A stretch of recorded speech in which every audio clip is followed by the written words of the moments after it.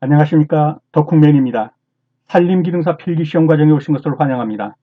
본 강의는 덕후맨 산림기능사 전자책으로 진행되는데요.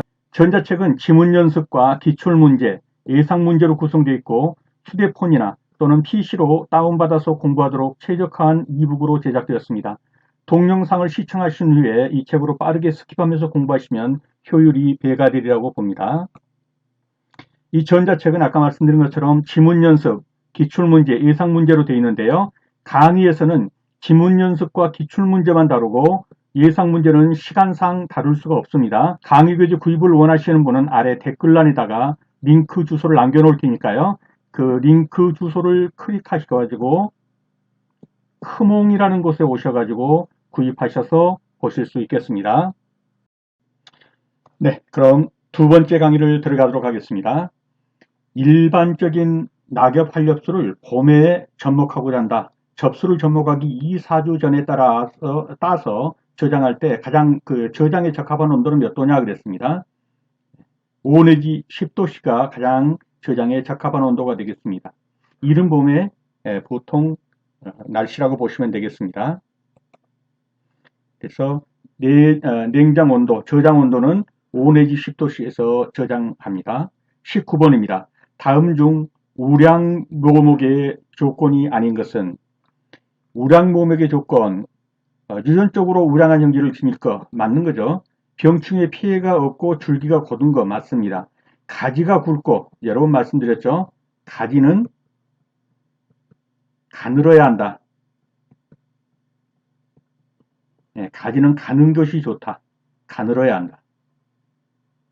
그리고 주근이 길게 발달된 거, 이것도 너무 길어도 안 좋아요. 주근이라는 건 뭡니까? 나무가 이렇게 있으면 뿌리가 이렇게 있죠. 근데 주근이라는 건 이렇게. 그래서 이게 너무 깊게 들어가는 거 좋지 않아요. 측면으로도 세근이 같이 발달한 게 좋죠. 그래서 가지가 굵고 가늘고 주근이 너무 긴 것도 좋지 않습니다. 그래서 틀린 것은 3번이 되겠습니다. 가지가 사방으로 고르게 뻗어 발달된 것, 이거는 괜찮습니다. 그래서 정답은 3번이 되겠습니다. 다음은 지문 연습을 보겠습니다. 가식하는 경우 묘목의 끝이 여러 번 말씀드렸죠. 봄철에는 뭐가 불죠? 남풍이 불죠. 즉 남쪽에서 북쪽으로 바람이 부는 거예요. 그러면 나무를 이렇게 비스듬히 꼽죠. 이럴 때 이 나무의 끝이 바람결을 따라가게 하는 거예요. 바람결을. 그래서 끝이 어느 쪽으로 간다? 북쪽으로 간다. 나무의 끝이 북쪽을 향한다. 반대로 가을에는 반대가 되겠죠. 북풍이 부니까 가지의 끝이 남쪽을 향하도록 해야 되겠죠. 그래서 봄에는 북쪽으로, 가을에는 가지 끝이 남쪽으로 향하게 한다.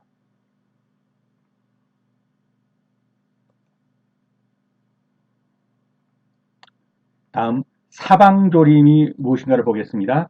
이 사방조림의 사자는 이게 모래사자죠. 모래화되는 것을 방지한다. 즉 황폐화되는 것을 방지한다. 그런 말이에요. 황폐된 산지, 비탈면이나 각종 회선지에 묘목을 심어서 조성하는 숲을 조성하는 녹화공법, 이것을 사방조림이라고 하는 것입니다. 5번 가식은 대부분 점상으로 한다. 그러면 틀렸습니다. 점상이라는 것은 어떤 말과 같냐면 이렇게 하나하나 집어서 45도 각도로 이렇게 누이는 거, 이게 점상이죠. 그런 게 아니라는 거죠. 가식할 때는 뿌리가, 그림을 잘 못 그리는데 이렇게 뿌리가 넓죠. 그러니까 펼치다 보면 어떻게 되겠어요? 여기도 이렇게 뿌리가 넓고 이렇게 되고, 그래서 펼치다 보면 이런 식으로 부채꼴 모양이 될 거예요. 아마 뿌리는. 그래서 가식할 때는 반드시 뿌리 부분을 부채살 모양으로 열가식한다. 이래야 이것이 맞는 정답이 됩니다. 부채살 모양으로 열가식한다. 가식 장소는 배수가 잘 되는 건조한 곳을 선정한다. 틀렸죠. 어디가 틀렸나요? 배수가 잘 되는까지는 맞았습니다. 부분은 맞는데 건조한 곳, 여기가 틀렸죠. 그래서 가식할 장소는 배수가 잘 되는, 여기까지는 맞고요.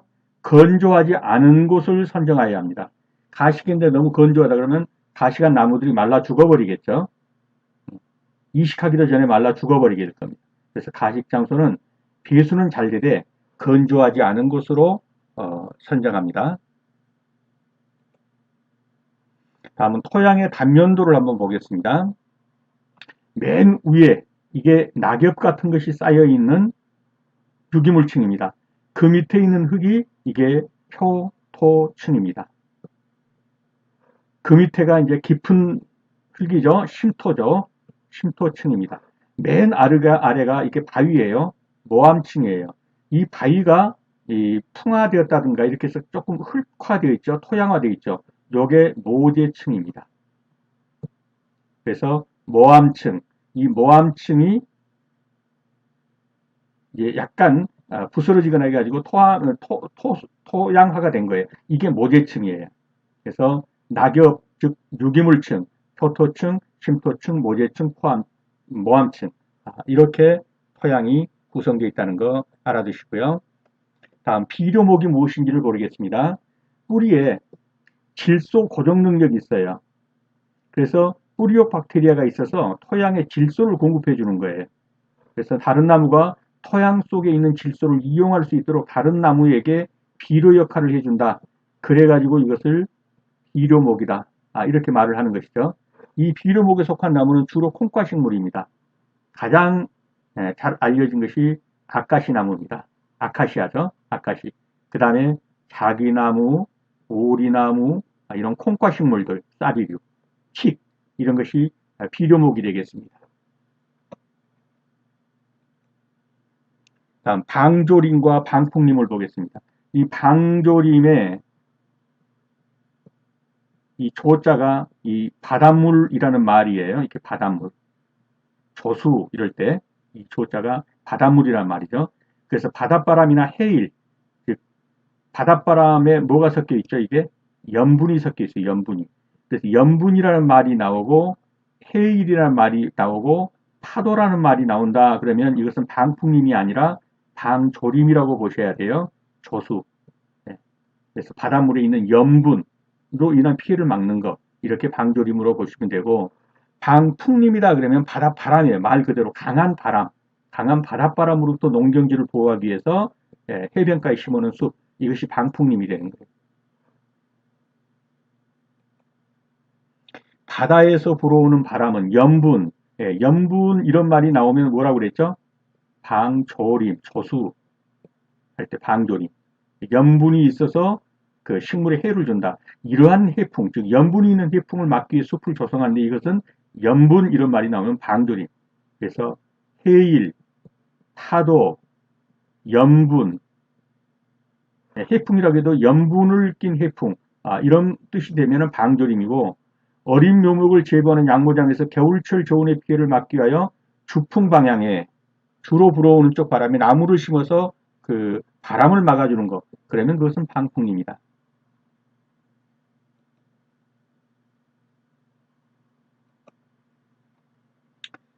재벌, 재한다 이런 뜻이죠, 이게. 그래서 배에서 없애버리는 거, 이런 말이죠, 재벌. 필요 없는 나무나 나뭇가지를 베어버리는 거, 이것을 재벌이라고 하는 겁니다. 육성 대상이 되는 수목의 생육을 방해하는 다른 수종을 잘라내는 방법으로 밑깎이와 간벌 작업이 중간에 실시된다. 자, 이런 산에다가 이 산을 나는 밤나무를 다 심어야겠다. 그래서 개벌을 해버리고 전부 다 이제 밤나무를 심었어요. 밤나무를 이렇게 심었는데 여기에 뭐 포플라라든가 이런 나무들이 와가지고 여기서 같이 자라는 거예요.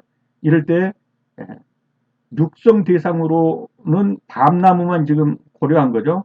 근데 다른 나무가 와서 자라니까 이것을 베버리는 거예요. 다른 수목의 생육을 방해하는 다른 수종을 잘라내버리는 거. 이것을 재벌이라고 한다. 그 다음에 그것이 밑깎이와 간벌 작업. 아예 자랄 때부터 밑깎이를 하거나 아니면 어느 정도 자랐을 때 전부 중간에서 간벌 작업을 해버리는데 재벌은 다른 수종을 제하는 것도 있고요. 또 동일 수종이라 하더라도 그 형질이 나빠요. 그래서 도저히 이건 그냥 데리고 갈 수가 없다. 이 동일 수종도 재벌을 해버리는 게 있어요. 주로 형질이 나쁜 거.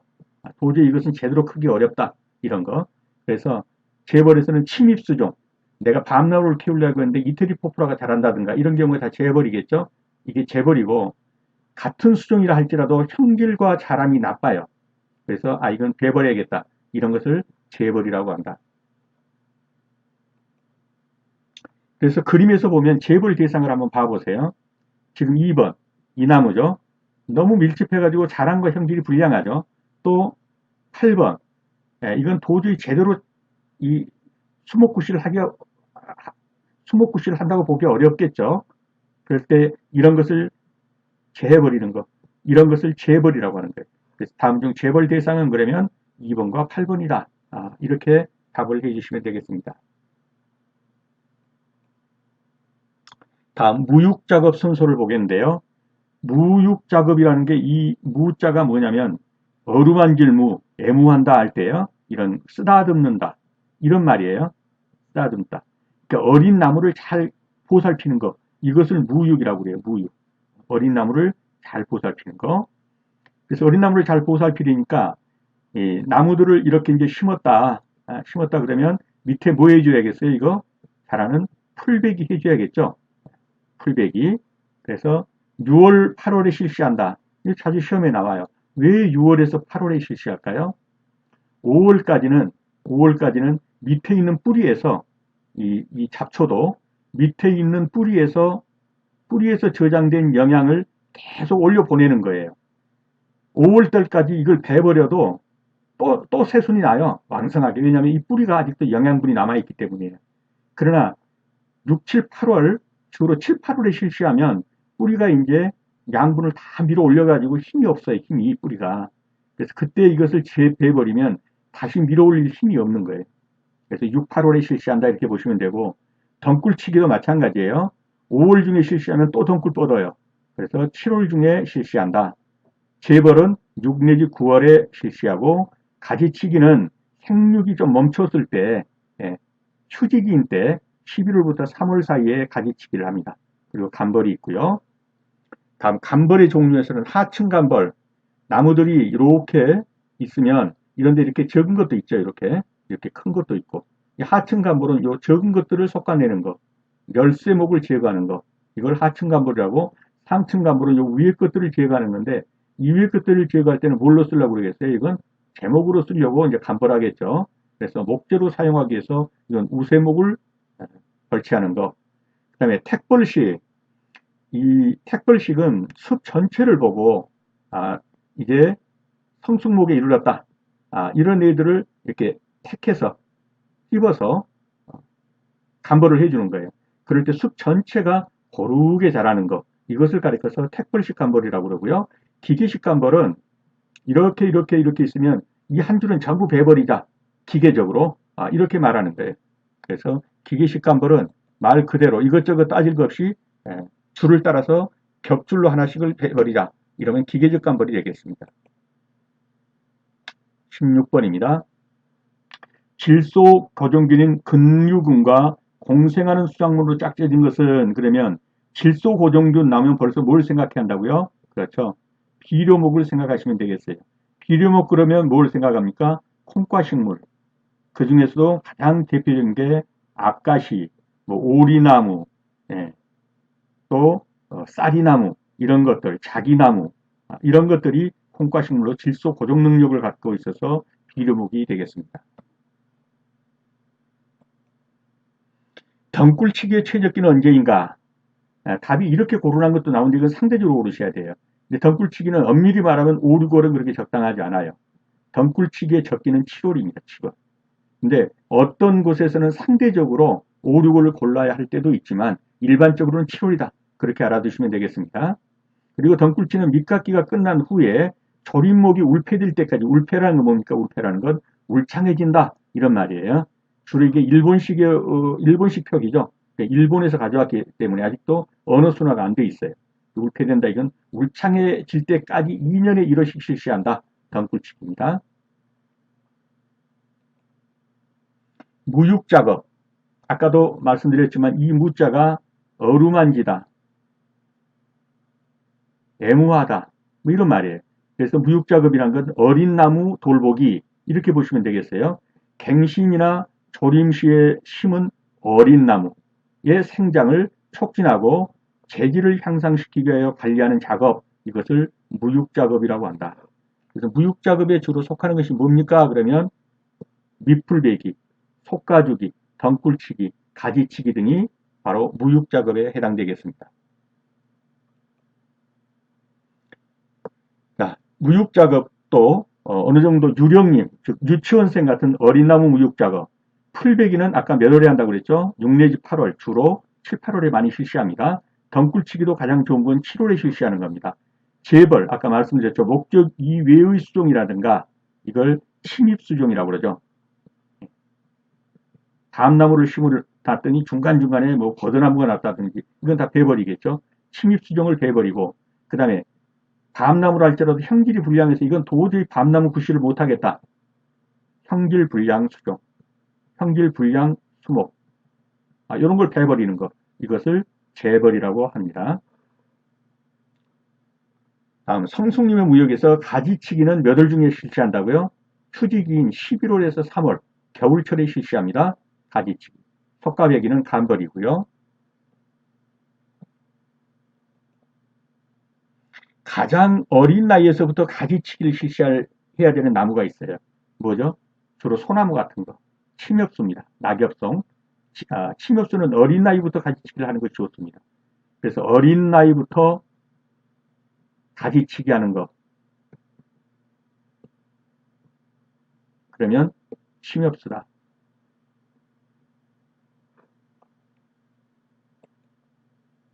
밀도가 높은 어린 인분에 적용하는 간벌 방법. 자, 너무 막 되게 심었어요. 이렇게 되게. 그래서 한 줄 띄고 한 줄은 전부 베버리자. 이렇게 기계적으로 간벌하는 것. 이것을 기계적 간벌이라고 한다. 밀도가 높은 어린 인분에 적용하는 간벌 방법, 기계적 간벌이다. 조림지 중에서 어린 인분에서 밀도가 높고 생장이 비슷할 때 한 줄씩, 한 줄씩, 한 줄 띄고 한 줄씩 전부 베버리자. 이런 식으로 하는 것을 기계적 간벌이라고 한다. 어릴 때 많은 광선을 요구하지 않는 잣나무, 전나무 등에 적합한 밑깎기 방법은, 자, 잣나무나 전나무는 이제 음수죠. 이런 잣나무나 전나무를 심었는데 여기에 한 줄을 남기고 한 줄을 베버린 거예요. 이렇게. 그럼 요걸 베버렸어요. 요 가까이 있는 거를. 근데 여기 좀 멀리 있는 것은 이렇게 놔두었다. 이건 뭘 말할까요? 여기에 있는 이 나무들이 방풍도 해주고 또 어느 정도 자라면서 이게 음수로서 해가림도 해주고 이런 어떤 목적이 있단 말이죠. 그래서 줄깎기를 하는 거예요. 그래서 어릴 때 많은 광선을 요구하지 않는 이 말은 주로 음수다 이 말이에요. 좀 햇빛을 가려줄 필요가 있는 이런 잣나무나 전나무 등에 적합한 밑깎기 방법은 줄깎기를 해서 한 줄은 깎아주고 그리고 그 뒤에는 좀 남겨둔다 이 말이죠. 남겨두어서 이 남겨둔 이 수목들이 해가림도 해주고 또 바람도 막아주는 역할을 해준다. 이렇게 보시면 되겠어요. 그래서 어릴 때 많은 광선을 요구하지 않는 잣나무나 전나무 등의 밑깎기로서 적합한 방법은 그러면 줄깎기다. 줄깎기는 약 1m 간격으로 시행해 준다.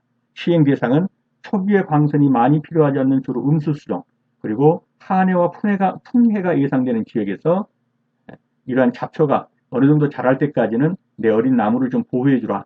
이런 의미에서 놔두는 거죠. 줄깎기를 하고 뒷줄은 좀 놔두는 겁니다.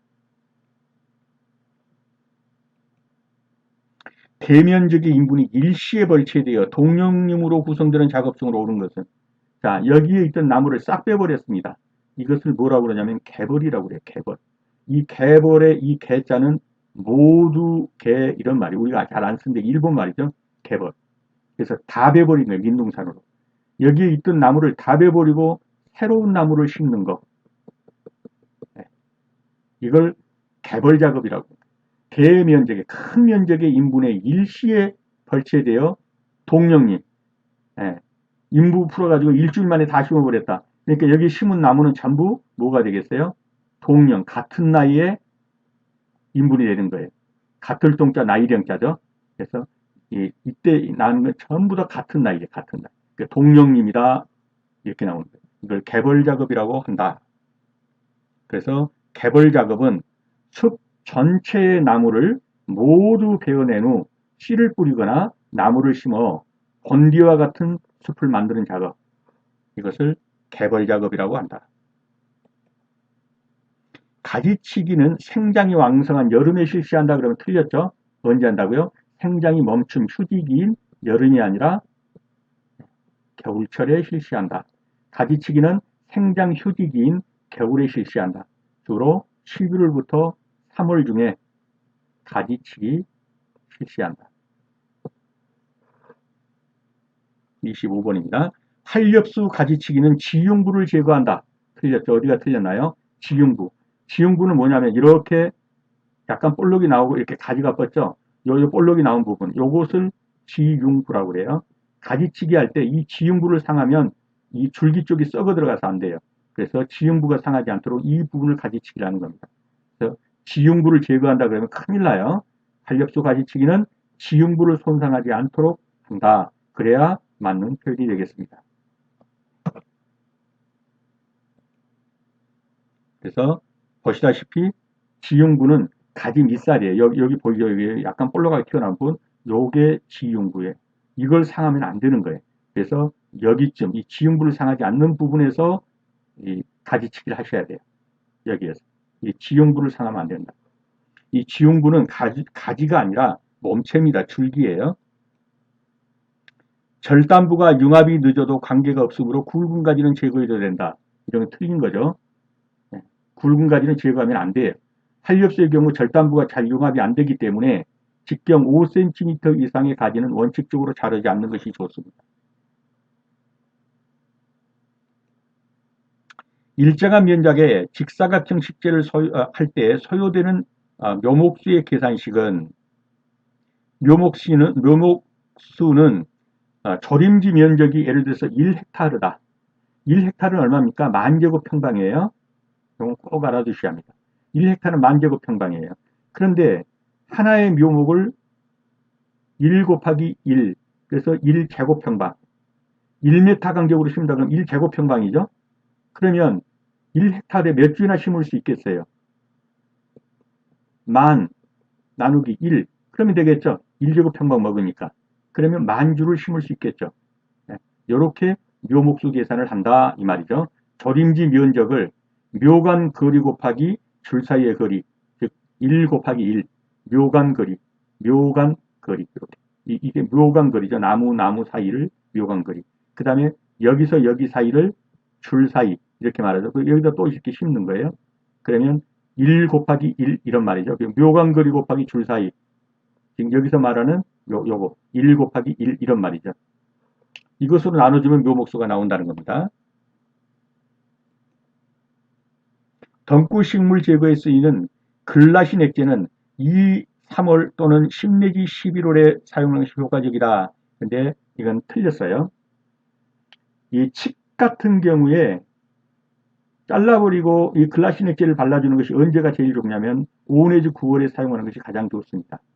그래서 항상 한참 그 덩굴식물이 뿌리에서 이 나무를 밀어 올릴 때 가장 왕성할 때 이 나무가 덩굴식물이 자라는 게 가장 왕성할 때 이걸 베버리고 이 뿌리에 근두부 쪽에다가 글라신 액제를 발라주는 거예요. 그러면 이 액제가 이 뿌리를 타고 내려가서 뿌리 전체를 죽이는 겁니다.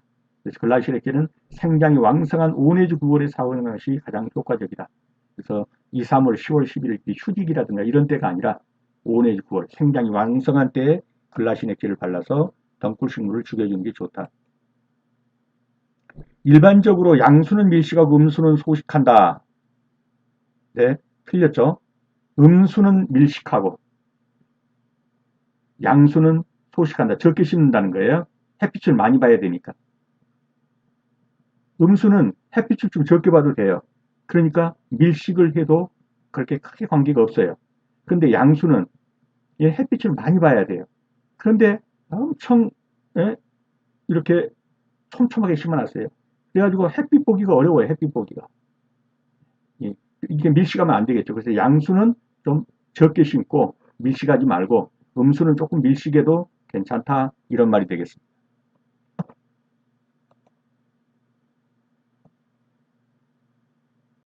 가지치기 작업 시 자르지 말아야 할 가지의 최소 지름 기준. 가지는 5cm, 직경이 5cm 이상이 되면 일반적으로 자르지 않는 것이 좋습니다. 이런 가지를 잘랐다가는 상처가 잘 아물질 않기 때문에 이 벚나무 줄기까지 영향을 미칠 수가 있어요. 그래서 일반적으로 가지치기 작업 시 자르지 말아야 할 최소 지름 기준은 5cm이다. 활엽소의 경우 상처가 아물지가 않아요. 유압이 잘 되지 않고 썼기 때문에 직경 5cm 이상의 가지는 자르지 않도록 하고 가급적 자연 낙지, 저절로 떨어지도록 자연 낙지를 유도한다. 잡목 솎아내기, 즉 재벌 작업은 밑깎기가 끝난 후 2, 3년 뒤부터 실시한다. 그럼 맞습니다. 그리고 풀베기 작업은 조림 후 3 내지 5년간은 계속 실시해 줘라. 맞습니다. 재벌, 조림 후 5 내지 10년, 조림 후 5 내지 10년 후부터 재벌을 한다 이렇게 보시면 되는데 이것은 풀베기 작업이 2, 3년 뒤에 실시하죠. 그래서 조림한 후 5 내지 10년, 풀베기 작업한 후 2 내지 3년 뒤부터 실시한다. 이렇게 보시면 맞겠습니다. A종, B종, C종 간벌은 하층 간벌이고 D종, E종 간벌은 상층 간벌이다. 일단 이렇게 알아두십시오. A종, B종, C종 간벌이 있습니다. 이것은 하림, 하층 간벌. 그리고 D종과 E종 간벌은 상층 간벌이다. 흉고 직경급이 낮은 수목이 가장 많이 벌채되는 것은 하층 간벌이다. 당연한 거죠. 흉고 직경이 뭡니까? 이 가슴 높이에서 나무를 지었을 때 이 직경이 흉고 직경이에요. 이 흉고 직경이 낮다 이 말은 뭐예요? 낮다 이 말은 이 나무 자체가 키가 적다 이런 말이 되겠죠. 하층이 되겠죠. 하층. 이 나무를 베니까 하층 간벌이 당연히 되는 거죠. 흉고 직경급이 낮은 수목이 가장 많이 벌채되는 것은 하층 간벌이다. 이게 시험 문제에서 지문으로 나왔던 것들입니다. 재벌 작업의 하층 식생은 제거 대상이 아니다 그러면 맞는 표현이에요. 왜냐하면 숲을 이루는 것은 이와 같이 교림, 큰 나무도 있지만 좀 적은 나무들도 있단 말이에요. 이걸 외림이라고 그러죠. 이런 나무들이 이렇게 섞여가지고 올바른 숲을 이루는 거예요. 이것을 우리는 혼효림이다 이렇게 말하는 거예요. 혼효림은 굉장히 좋은 거예요. 그래서 밤나무를 심는다고 해서 전체가 밤나무만이 아니라 그 사이사이에 식생이 적은 나무, 하층 식생도 같이 자라게 하는 게 좋습니다. 이걸 혼효림이라고 한다. 그래서 재벌 작업에서 하층 식생이라고 해서 제거 대상이 되는 것은 아닙니다. 그래서 이것은 맞는 표현이 되겠습니다. 우리나라 산지에서 수목에 가장 많이 피해를 주는 덩굴식물은 칡덩굴이다. 맞죠? 가장 많이 피해를 줍니다. 침엽수인 소나무를 상목으로 하였을 때 하목으로는 활엽수인 상수리나무나 오리나무 등을 선택하는 게 좋다. 맞는 표현입니다. 그래서 상목으로 이런 침엽수가 있으면 하목으로 활엽수인 상수리나무라든가 오리나무라든가 이런 나무들이 하목으로 상목과 하목으로 어우러져서 혼혈음으로 자라는 것이 좋습니다. 그래서 맞는 표현이 되겠습니다. 외림의 특징은 벌기가 길다는 것이다. 외림이 어떤 겁니까? 나무를 잘라버리고 났더니 여기서 이렇게 격가지들이 생기는 것 이것을 우리가 일반적으로 외림이라고 하고 또 키가 적은 나무, 벌기가 빠른 나무 이런 것이죠. 그래서 외림은 벌기가 짧고 단위 면적당 물질생성이 많다. 아무래도 키가 적은 나무니까 빨리 벌기가 돌아오겠죠. 그래서 외림의 특징은 제가 조금 저기 했는데 이게 외림일 뿐만 아니라 이것이 맹아라고 하는 거죠. 맹아. 지금 여기 배버렸더니 나는 거 이것은 맹아라고 하는 겁니다. 외림일 수도 있지만 맹아라고도 해요. 그래서 어떻든 키가 적은 나무의 특징은 외림은 벌기가 짧다. 길다 그러니까 틀렸죠. 벌기라는 것은 베는 거. 베는 기간, 주기가 짧다. 이런 말이죠. 그래서 외림은 벌기가 짧고 단위면적당 물질 생산량이 많다는 것이 특징이 되겠습니다. 외림이란 맹아를 통해서 이와 같이 잘라버렸어요. 이렇게 잘라버렸더니 이렇게 격가지들이 막 나죠. 이런 것을 가리켜서 우리가 외림이라고 하는데, 맹아를 통해서 갱신되는 인분을 말하고, 단벌기 작업. 어떻게 해요? 어린 나무부터 자란 것보다 훨씬 빨리 자라겠죠. 그래서 단벌기. 빨리 자라니까 빨리 베겠죠. 벌기가 빠르다. 그래서 주로 연료림을 목적으로 하는 거. 그래서 맹아, 외림, 연료림. 이렇게 연상을 해 두시면 되겠습니다. 다음, 천연갱신이 뭐냐? 천연갱신이라는 것은 인공적으로 조림을 안 해도 나는 거. 이 산에다가 이런 모수를 몇 그루를 이렇게 놔뒀다고 해봅시다. 이 모수에서 씨가 하종해서 떨어져서 나는 거예요. 천연 하종갱신이죠, 이게. 천연 하종. 아래로 종자가 떨어져서 갱신하는 것. 인공으로, 아니, 천연, 저절로. 그래서 천연 하종갱신 그렇게 말하는 거죠. 자, 이렇게 해서 씨가 떨어져가지고 나는 거. 이거 천연 하종갱신이라고 그래요. 또 이런 나무를 베버렸더니 여기서 이렇게 맹아가 발생했어요. 씨도 안 뿌렸죠. 네. 이런 것을 가리켜서 천연갱신이라고 한다. 천연갱신은 천연 하종갱신도 있고 맹아갱신도 천연갱신에 들어가겠죠. 그래서 구루턱에서 발생하는 맹아, 움싹갱신도 있고 씨가 떨어져서 나는 천연 하종갱신도 있고, 이런 것을 가리켜서 천연갱신이라고 하는 것입니다. 천연갱신은 생산된 목재가 균일하다는 장점이 있다. 그러면 맞을까요? 틀릴까요? 틀렸죠. 왜냐하면 이렇게 모수가 이제 어머니 되는 나무가 이렇게 있는데, 생산된 목재가 균일하다 그러려면 대부분 어떤 것이 되겠어요? 동령님이 돼야 돼요. 같은 나이 또래가. 근데 이건 시도 때도 없이 10년 전에 싹이 난 거, 오래 난 거, 이게 다 다르겠죠. 천연이니까. 일시로 심은 게 아니잖아요. 그럼 목재도 어떻게 되겠어요? 균일하지는 않겠죠. 다 동령님으로 구성된 게 아니니까. 그래서 생산된 목재가 균일한 것은 인공갱신이죠. 싹 밀어버리고 인부들 풀어가지고 10일 만에 전부 다 같은 동령님으로 심었다. 그럼 목재가 균일하겠죠. 그래서 목재가 균일하다 그러면 인공갱신이다. 천연갱신은 시도 때도 없이 10년 전에 떨어진 것도 나고 오래 떨어진 것도 나고, 이렇게 해서 목재가 균일하지 않다. 즉 이령님이다 이런 말이에요. 이령. 나이가 다 다르다 이게. 여기 있는 나무들의 나이가 다 다르다. 그래서 천연갱신은 목재가 균일하지 않습니다. 다음 산벌 작업. 이 산벌 작업 그러면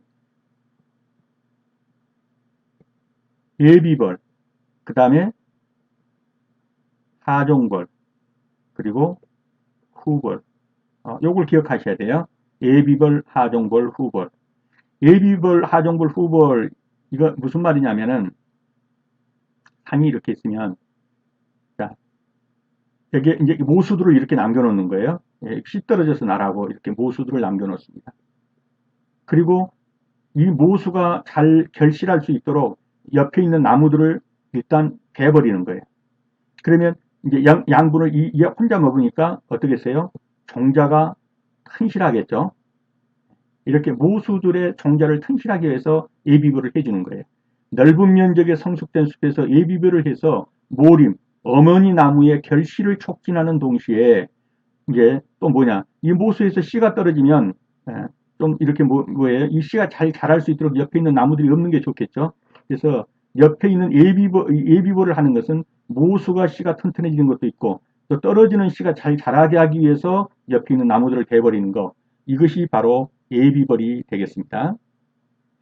그리고 이제 하종벌, 이제 씨가 잘 떨어져서 제대로 나기 위해서 옆에 있는 나무들을 다 베버리는 거, 이게 하종벌이 되겠고, 마지막에는 여기 씨가 떨어진 나무들이 이제 이렇게 자라게 되겠죠. 자라게 됩니다. 그러면 여기에 있던 이 모수도 베버리는 거, 이것을 후벌이라고 말을 하는 겁니다. 보호가 더 이상 필요 없어요. 그럴 때 후벌을 하게 되는 겁니다.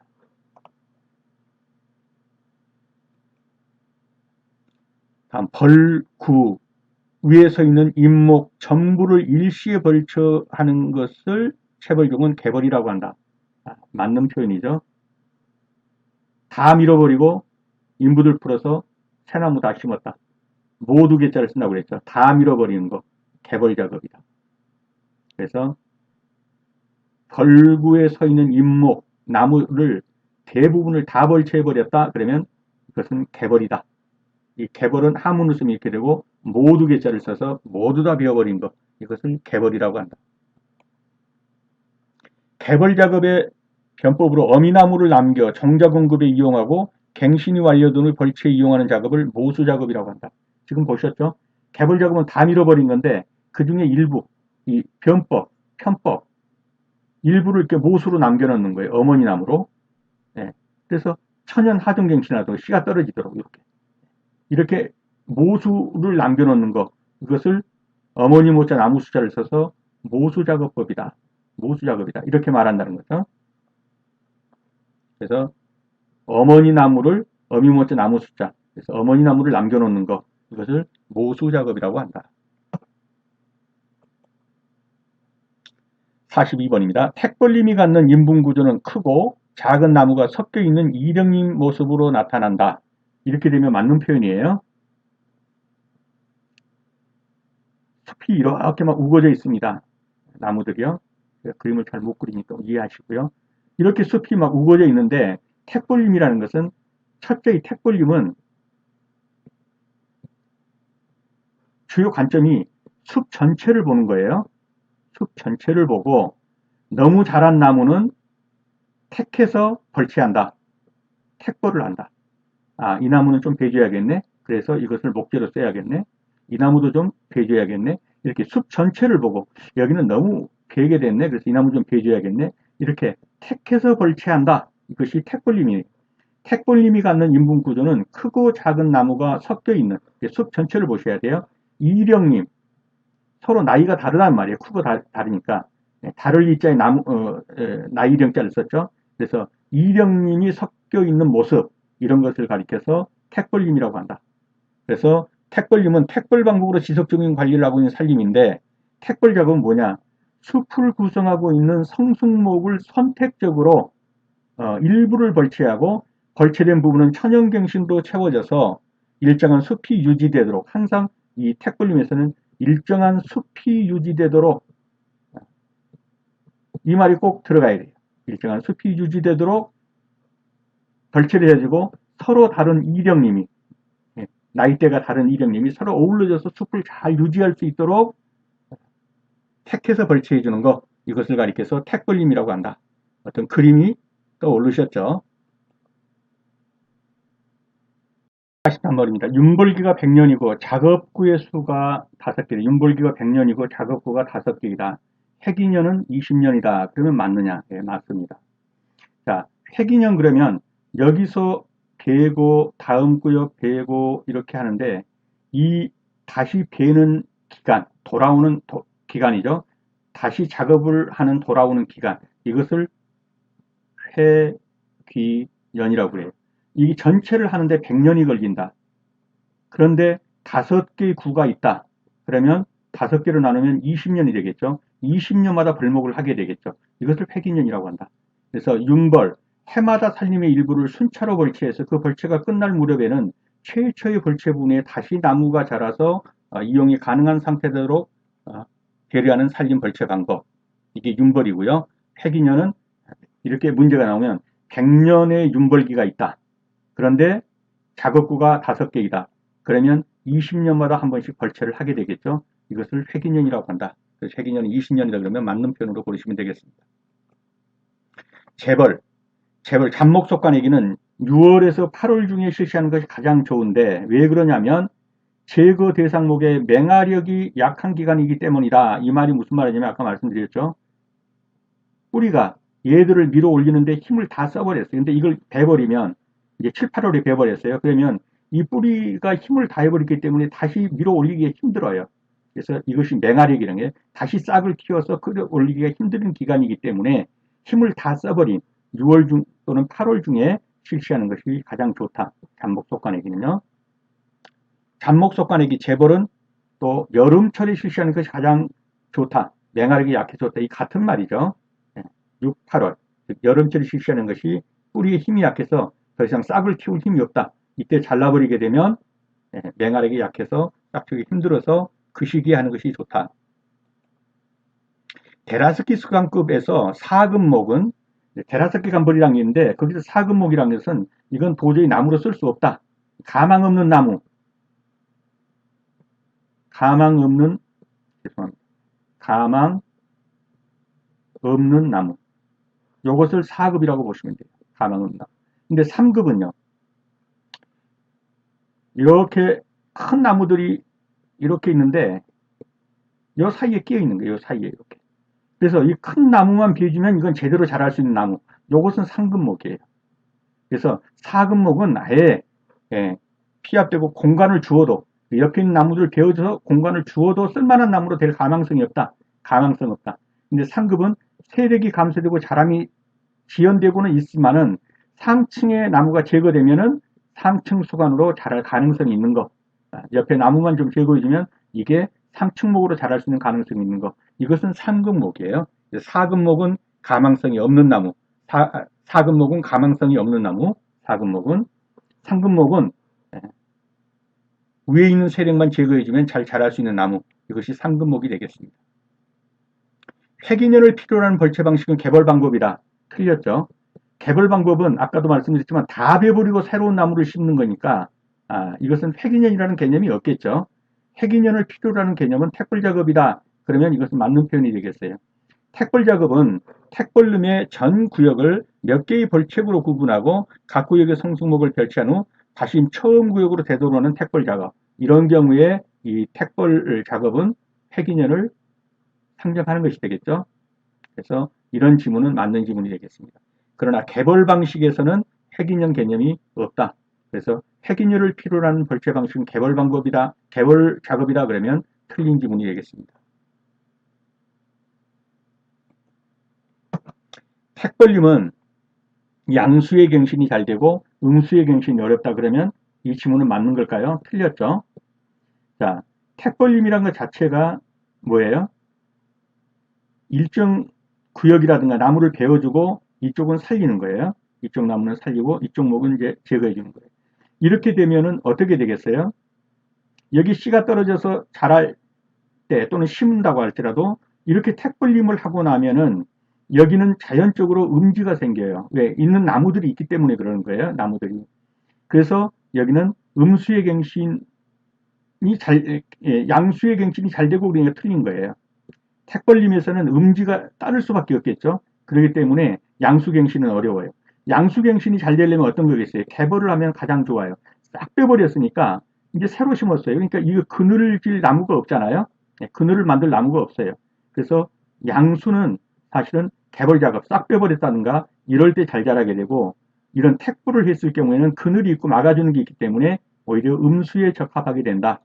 이 개념을 이해를 해두시면 되겠어요.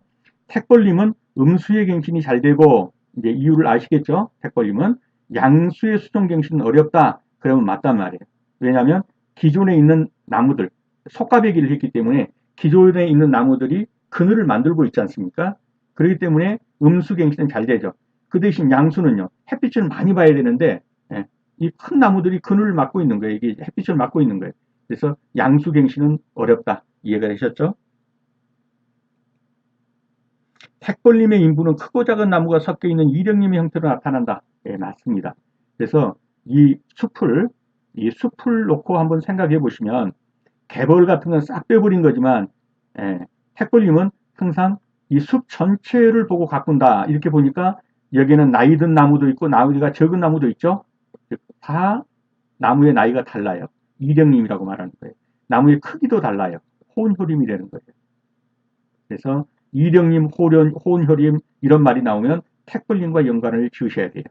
택벌림의 인부는 숲은 작은 나무가 섞여 있는 크고 작은 나무가 섞여 있는 이령림의 형태로 나타난다. 그러면 맞다. 이 숲을 연상해 보시라. 중림은 교림과 외림이 섞여 있는 살림이다. 교림은 이 키가 크다 이 말이에요. 이렇게 키가 큰 나무들. 이게 교림이고 외림은 뭐예요? 키가 적은 나무다 이거예요. 키가 적은 나무. 이렇게 이 키가 크고 적은 나무들이 섞여 있는 살림 이런 것을 가리켜서 중림이라고 한다.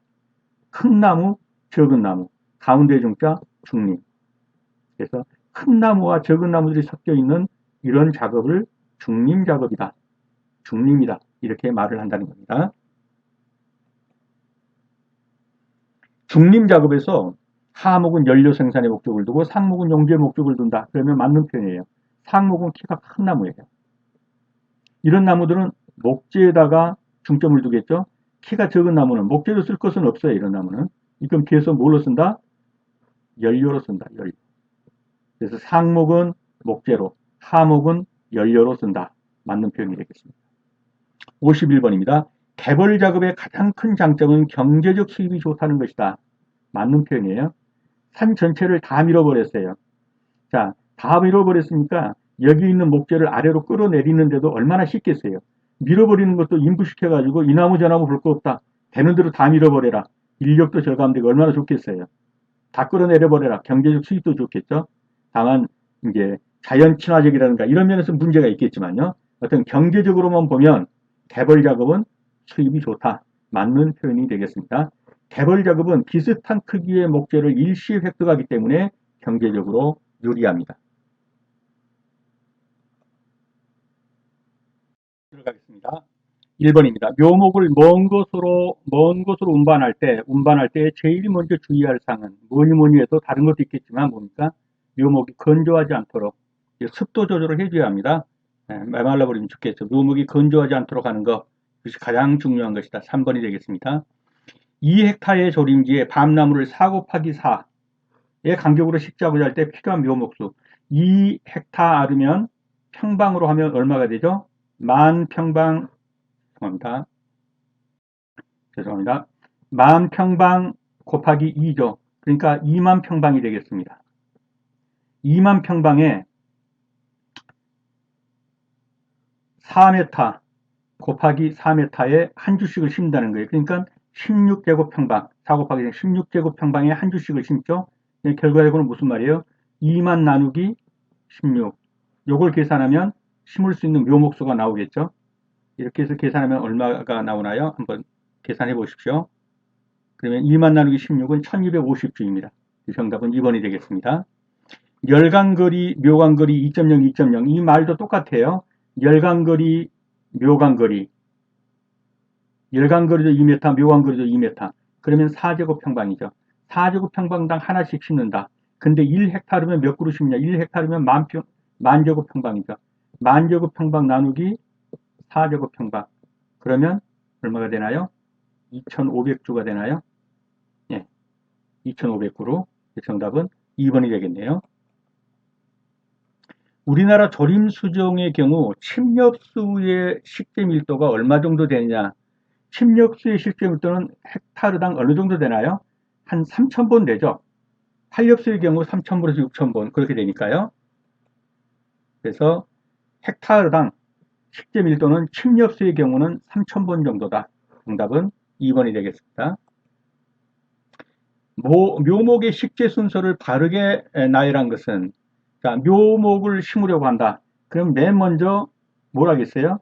옆에 있는 풀들을 좀 베버려야겠죠. 이 주위에 여기다 묘목을 심으려고 하면 이 주위에 있는 지피물 즉 땅을 덮고 있는 뭐 관목이라든가 이런 걸 좀 베버려야겠죠. 그래서 지피물 제거, 지피물 제거, 지피물 제거, 지피물 제거, 지피물 제거 이게 제일 먼저 나와야겠어요. 그 다음에는 이 구덩이를 파야겠죠. 예, 구덩이 파기. 그래서 구덩이 파기. 그런 다음에 구덩이를 팠으면 여기다가 묘목을 심어야겠죠. 묘목 심기. 그리고 흙 채우고 다지고. 정답은 3번이 되겠네요. 종자가 비교적 가벼워서 잘 날아갈 수 있는 수종의 가장 적합한 갱신은 자, 아까도 말씀드렸지만 이렇게 산이 있으면 군데군데다가 모수를 남겨놓는 거예요. 모수. 그래가지고 여기서 날아가 가지고 떨어져서 씨가 나도록. 그래서 종자가 비교적 가벼웠기 때문에 잘 날아갈 수 있는 수종, 소나무 같은 거죠. 이런 수종에 적합한 갱신 작업, 모수 작업이죠. 네. 바람 타고 날아가서 떨어져서 씨가 나게 하는 것. 이것을 모수 작업이라고 합니다. 그래서 잘 날아갈 수 있는 수종에는 소나무나 해송 등이 있고 모수 작업은 성숙한 인분을 대상으로 모수가 될 어머니 나무가 될 잎목을 전 재적의 한 10% 정도를 남기고 벌채를 하는 거예요. 그렇게 되면 모수에서 천연 하중경신이 일어나죠. 씨가 떨어져 가지고 또 새로운 숲을 구성하게 되는 것입니다. 대면적의 인분, 큰 면적의 인분, 숲을 일시에 다 베버렸다. 그리고 같은 나이의 나무로 전부 심었다. 이미 다 봤죠? 개벌 작업이죠. 외림 작업에 대한 설명으로 틀린 것은, 외림 작업은 아까 말씀드린 것처럼 이렇게 나무를 베버렸는데 여기서 이렇게 가지가 이렇게 나는 거죠. 이렇게. 이것을 외림 작업이라고 합니다. 그래서 이것은 연료로 주로 쓰인 거죠. 연료. 산탄재, 신탄재, 이게 연료란 말이에요. 이게 탄 만드는 거. 그래서 과거 연료제나 신탄재로 사용했다. 맞는 표현입니다. 걸기가 짧아 적은 자본으로 경영할 수 있다. 그렇죠. 이게 심어서 나는 게 아니라 있는 나무에서 그냥 자라는 거니까 걸기가 짧다. 그래서 이것도 맞는 표현이 되겠습니다. 묘목의 식재부터 걸리는 여러 단계를 모두 거쳤다. 이거 아니죠. 나무 심은 게 아니라 맹아라는 것 자체가, 외림이라는 것 자체가 맹아로 나온 거니까 이건 틀린 거게 되겠습니다. 벌채는 생장정직인 11월 이후부터 이듬해 2월까지로 한다. 맞습니다. 그래서 정답은 3번이 되겠네요. 옹기묘에 대한 설명으로 틀린 거. 옹기묘는 포트묘죠. 이렇게 이 포트에다가 묘를 심는 거. 이게 옹기묘란 말이죠. 그러면 이게 제초 작업 별로 필요 없겠죠. 제초 작업이 생략될 수 있다. 묘포의 적지 조건, 식재 시기 등이 문제되지 않는다. 예, 주로 온실에다가 심으니까요. 묘목의 생산 비용이 많이 들고 관시설이 필요하다. 그렇죠. 생산 비용이 많이 들겠죠. 관수 비용도 필요하겠죠. 운반이 용이하면 운반비용이 매우 적겠는데 이건 틀렸어요. 이거는 일반 모묘 다발로 묶어가지고 하는 것보다 훨씬 더 운반이 어렵고 비용도 많이 들겠죠. 틀린 것은 4번이 되겠습니다. 자, 여기에서 그림을 보세요. 이게 옹기묘고 이게 노지묘, 다발묘예요. 이렇게 다발로 묶어서 30그루, 40그루씩 묶어버린 거라고 이렇게 해서 옮기는 거라고 어떤 게 더 비용이 많이 들겠어요? 이게 더 많이 들겠죠. 그래서 옹기묘는 일반 묘에 비해서 묘목 운반과 식재에 더 많은 비용이 든다. 비용이 적게 든다 그러면 틀린 거겠죠. 다음 중 재벌을 설명한 것으로 틀린 것은 조림목이 임관을 형성한 뒤부터 간벌한 시기에 이르는 사이에 이루어진다. 맞죠? 임상을 정비하여 불량목과 불량 품종을 다 제거하여 간벌 작업이 필요 없게 된다? 이건 좀 문제가 있는 지문이죠. 인분 전체 형질을 향상시키는 데 목적이 있다. 맞습니다. 조림지의 경우 쓸모없는 침입수종을 제거한다. 예. 자, 재벌은 침입수종을 제거하는 것도 있고요. 또 형질이 매우 나쁜 수목을 제거하는 경우도 이게 다 재벌에 해당되겠어요. 어느 정도 임관이 형성되었다라는 건, 임관이라는 건 나무가 이렇게 있으면 요 윗부분, 요게 임관이에요. 임관. 예. 어느 정도 이것을 형성한 뒤부터 간벌하기 사이에 일어난 건 맞습니다. 근데 임상을 정비해서 불량목과 불량품종을 다 제거했기 때문에 간벌 작업 필요 없다. 이 간벌 사이, 그러니까 수관 형성이 된 때부터 간벌하기까지 사이, 요 사이에 이루어지는 것이 바로 뭐냐면 재벌이 되는 거예요. 재벌을 철저히 하면 간벌이 쉽다. 이 말은 되겠지만 다 제거했기 때문에 간벌 작업이 필요 없다. 이 표현은 문제가 있는 표현이에요. 그래서 이건 틀렸다고 봐야 합니다. 정답은 2번이 되겠습니다. 재벌은 조림목이 임관을 이렇게 요 임관이 요 임관을 형성한 때로부터 간벌, 이제 이런 것 중에서 일부는 이제 간벌해야 되겠다. 이렇게 간벌할 시기에 이르기까지의 침입수종이라든가 또는 형질이 매우 나쁜 거, 이것을 베어버리는 거. 그래서 다음에 이어지는 간벌 작업이 잘 될 수 있도록 하는 거. 근데 간벌 작업이 아예 필요 없게 된다. 그러면 틀린 지문이 되겠습니다. 외림 작업으로 가장 적합한 수종. 배버렸더니 또 난다. 아주 왕성하게 나는 것이 있죠. 배버렸더니 아주 왕성하게 나는 것. 이게 뭡니까? 아까시나무죠. 배버려서 또 나고 또 나고 하죠. 맹아로. 그래서 가장 외림적으로 적합한 수종은 아까시나무가 되겠습니다. 그래서 외림 작업은 주로 아까시나무나 또는 참나무류에 적합합니다. 다음 중 교목에 해당하는 것은, 교목은 키가 큰 나무라고 그랬죠. 키가 큰 나무. 이런 교목에 해당되는 것. 예, 소나무죠. 반송은 소나무 비슷하지만 아주 짝 닮아간 거죠. 지금 보시면 이게 반송입니다. 예, 교목은 키 큰 나무, 8m 이상 되는 그런 나무들이 교목에 해당되겠습니다. 자, 포플러를 식지한 후에 6, 7년 됐을 때의 가지치기 작업 정도, 6, 7년 정도 됐으면 가지치기 작업이 어느 정도 됩니까? 3분의 1 정도 높이를 해줍니다. 약 10년 정도 됐다. 그러면 나무 높이의 2분의 1 정도를 해주고요. 근데 6, 7년 됐다 그러면 3분의 1 정도를 가지치기 해준다. 이렇게 보시면 되겠습니다. 그래서 약 8년생 정도까지는 3분의 1 정도, 8년 내지 15년생, 10년 정도가 넘었다 그러면 3분의 2 정도, 15년생 넘었다 그러면 8 내지 10m 정도를 가지치기를 해줍니다. 간벌이 기준이 되고 수강급, 상급목의 양분의 주요 구성인자가 되고 1급목이 비교적 적은 곳에서 1급목이 비교적 적은 곳에서 적용되는 간벌 방식으로 가장 널리 적용되는 간벌, 다른 걸 다 모른다 할지라도 가장 널리 적용되는 데라사키 간벌 방법. 그러면 뭡니까? 비종이다. 이렇게 보시면 돼요. 그래서 가장 널리 적용되는 방식, 그러면 비종 간벌이다. 이렇게 보시면 되겠습니다. 그래서 A종 간벌은 뭐냐? 쓸모없는 4급, 5급목만 제거하는 거. 이것이 A종 간벌, 약도라고 그러죠. 가장 약한 간벌이에요. 그래서 1, 2, 3급은 모두 남기는 것. 이것이 A종 간벌입니다. B종 간벌은 중도 간벌이라고 그러는데 가장 널리 적용되는 간벌 방법이고 C종 간벌은 강하게 도벌하는 강도 간벌이 되겠습니다. 그래서 1급목까지도 일부를 간벌하는 거예요. C종 간벌은 1급목까지도 일부를 간벌해서 간벌량이 가장 많은 거 그러면 C종 간벌. 그래서 약도 간벌은 가장 약하게 하는 것은 그러면 A종 간벌. 그 다음에 중도 간벌로서 가장 보편적으로 적용되는 거 그러면 B종 간벌. 그 다음에 간벌량이 가장 많은 거 1급목까지도 조금 해당되니까 간벌량이 가장 많은 거 그러면 C종 간벌. 이렇게 기억을 해 주시기 바랍니다. 정성 간벌에서 인내를 정리하는 약도 간벌, 약하게 간벌하는 것이다. 뭐라고 그랬죠? A종 간벌이다. 강도 간벌, 강하게 한다 그러면 C종 간벌이라고 그랬죠? 근데 여기서는 약도 간벌 그랬으니까 A종 간벌이 되겠습니다.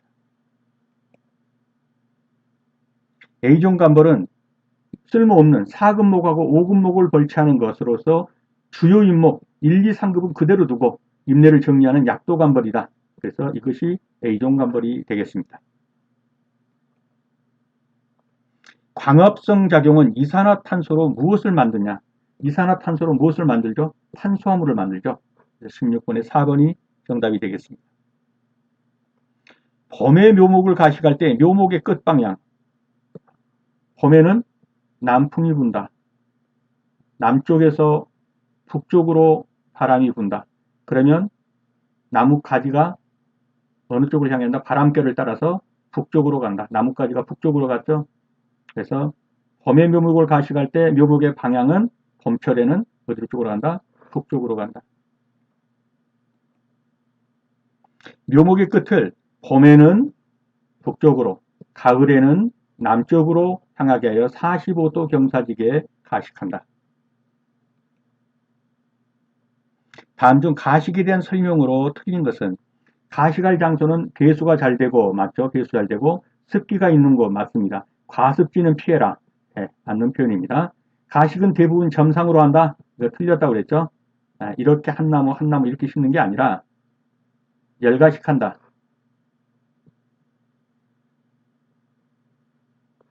이렇게 뿌리가 이렇게 있다 보면 이렇게 되겠죠? 이런 식으로 이렇게 해서 부채꼴 모양의 열가식. 그래서 점가식 그러면 틀린 표현이다. 가을에는 가식시 묘목의 끝이 가을에는 남쪽으로 북풍이 부니까 남쪽으로 부니까 남쪽으로 향하게 한다. 맞는 표현이 되고요. 가시기 놈의 끝이 봄에는 북쪽으로 맞는 표현이 되겠습니다. 틀린 것은 2번이 되겠네요. 뿌리 부분을 부채살 모양으로 열가식한다. 이렇게 알아두시면 되겠습니다. 1근목 중 가장 큰 것, 때로는 1근목의 전부와 5근목을 벌치하는 간벌법은 기계적 간벌, 하층 간벌, 수간 간벌 그랬는데 여기서는 택벌식 간벌을 골라야겠죠. 1근목 중에서 1근목 전부와 5근목 이렇게 택해서 간벌한다 해서 택벌식이에요. 택해서 간벌한다. 1근목 중에서 가장 큰 것을 고르고 때로는 1근목 중에서 전부 5근목 이렇게 택해서 간벌하는 거.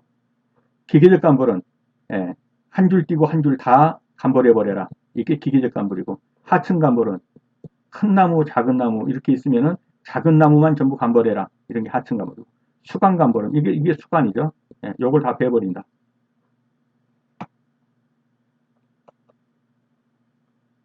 택벌식 간벌은 우세목과 함께 때로는 5근목까지 간벌해서 그 이하의 수간 측의 생육을 촉진하는 간벌 방법, 그것을 택벌식 간벌이라고 한다.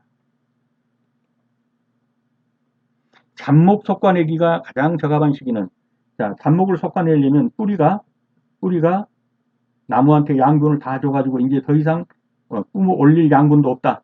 그때 솎아버리는 게 가장 좋다. 이게 언제경이냐?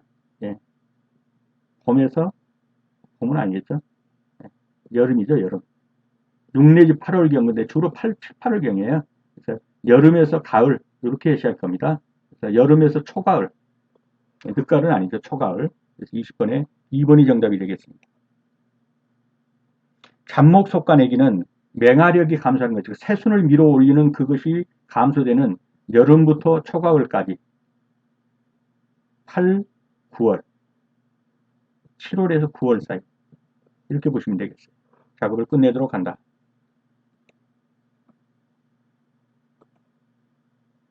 조림목이 양수인 경우에 조림기 밑깎기 방법은, 자, 조림목이 이게 양수입니다. 양수. 빛을 많이 봐야겠죠. 밑깎기는요. 볼 것 없이 다 깎아버리는 거예요. 다 밀어버리는 거예요. 이게 만약에 음수라면 어떻게 되겠어요? 좀 멀리 떨어진 것은 놔줘가지고 이게 좀 햇빛을 가려주게 하고 바람도 막아주는 게 좋겠죠. 음수라면. 근데 양수인 경우는 햇빛을 많이 봐야 되니까 둘레 있는 것들 어떻게 해야 돼요? 전면적으로 다 깎여버립니다. 전면 깎기로. 그래서 조림목이 양수라면 조림 밑깎기 방법은 전체 다 깎아버려라. 햇빛 좀 잘 쪼이게. 전면 깎기가 되겠습니다.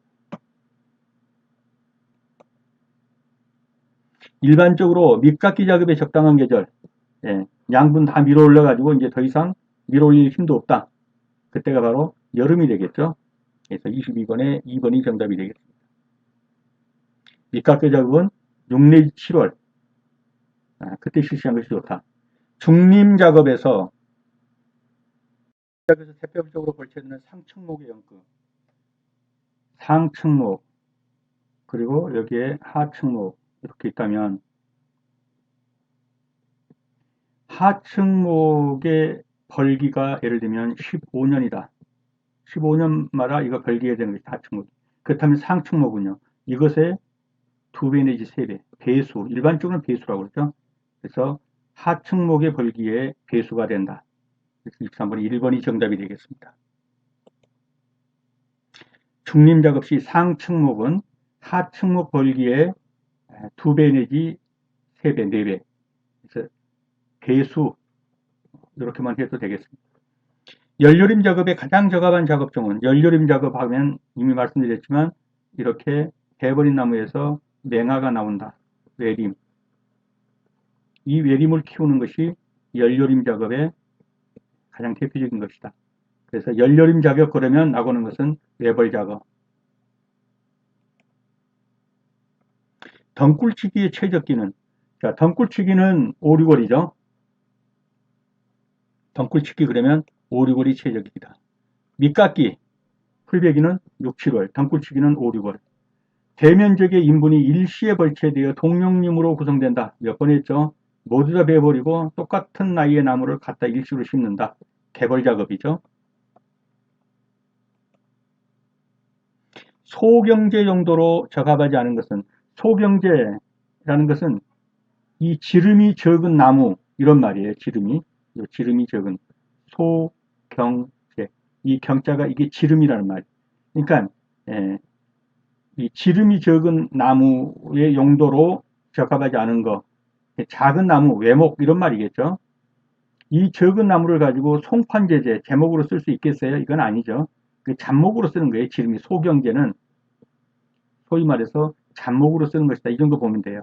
토목용 말목이라든가 비계목이라든가 건축자재, 집성재, 치병재 이런 것. 이제 송판제조로 쓰기에는 소경제로는 안 돼요. 대경제라야지. 지름이 큰 나무라야 이걸 가지고 잘라서 뭐라고 써요? 송판으로 쓰는 거죠. 그래서 정답은 소경제 용도로 적합하지 않은 것, 송판 제재가 되겠습니다. 4번입니다. 바다에서 불어오는 바람은 염분, 똑같은 바람이라도 단순히 풍해만 막기 위한 것이 아니라 염분, 이런 말이 나오면 반드시 뭐가 들어간다고요? 조자가 들어간다고 했죠? 방조리. 염분이 식물에 피해를 주기 때문에 이러한 해풍, 염분을 띤 해풍을 막기 위해서 만든 숲, 그러면 방조림이 되겠습니다. 어린 묘목을 재배하는 양모장에서 겨울철에 저온의 피해를 막기 위해 주풍 방향에 나무를 심어 바람을 막아준다. 단순히 풍해, 바람을 막아준다. 이러면 이것은 방풍림이 되겠습니다.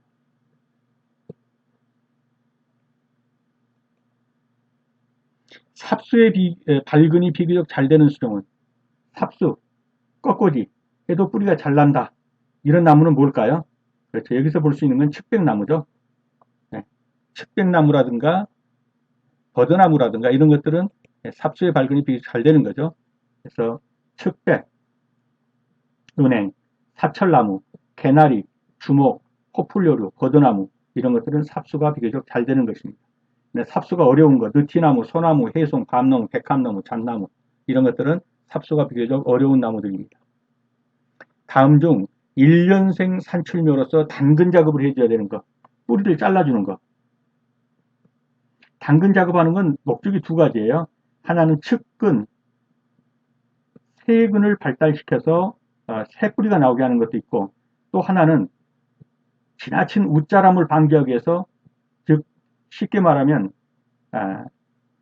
다이어트 하려고 위에 일부를 묶어버린다든가 잘라버린다든가, 그래서 뿌리를 일부를 잘라가지고 웃자람을 방지해준다. 이런 대표적인 나무가 삼나무예요.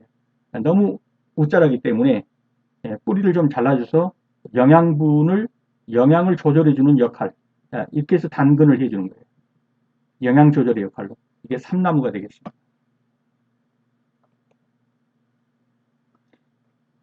일반적으로 1년생 산출면은 당근하지 않지만 상수리, 굴참, 졸참 등 직근성 산출면은 당근한다.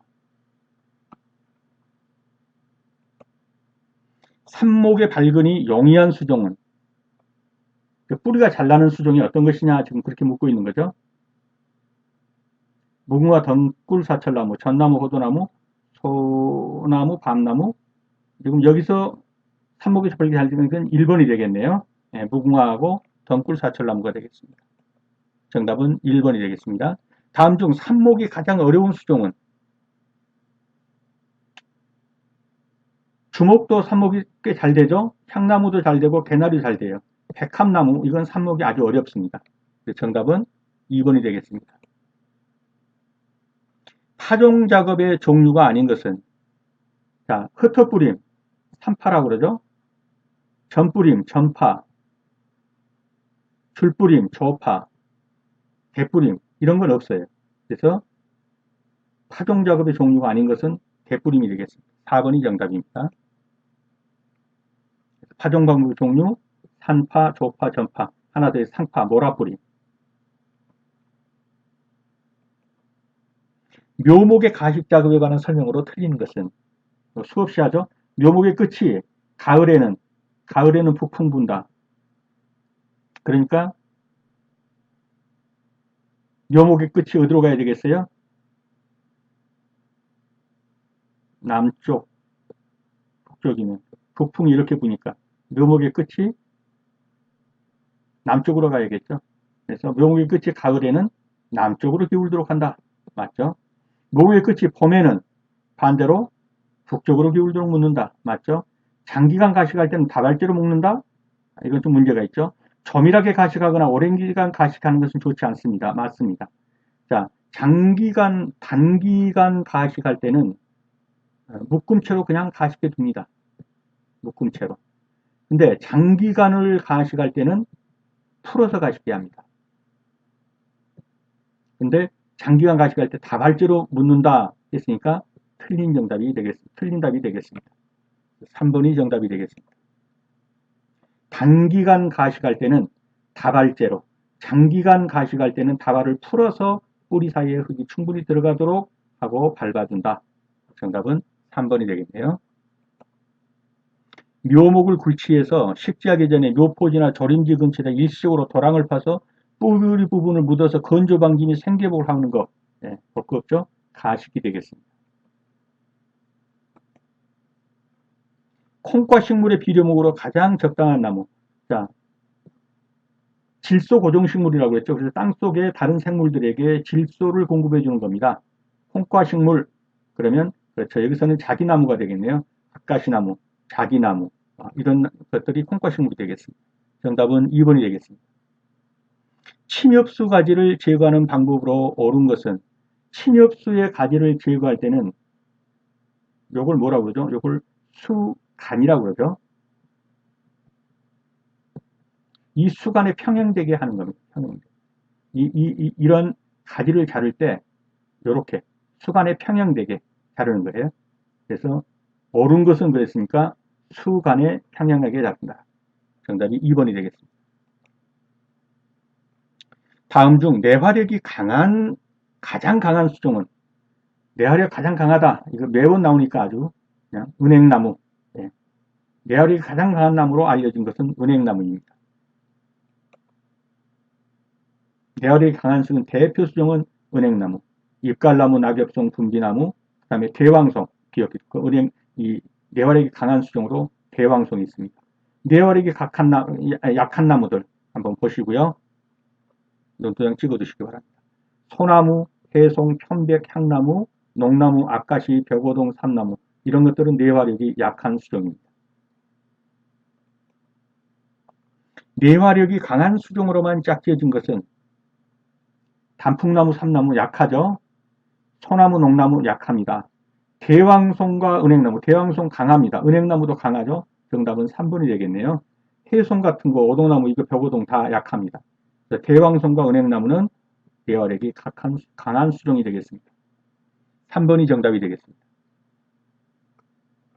다음 산림화재 중에서 가장 흔히 일어나는 산불은, 자, 산림화재 중에서 나무들이 이렇게 있으면요, 요 위에 부분이 수관이라고 그러죠. 요 줄기 요 부분이 수간이라고 그러고요. 요 땅에 있는 낙엽이라든가 잔풀 이런 것들이 지표라고 그러고요. 요 땅 속으로 또 불이 나는 경우가 있어요. 탄 같은 걸로. 이걸 지중화라고 해요.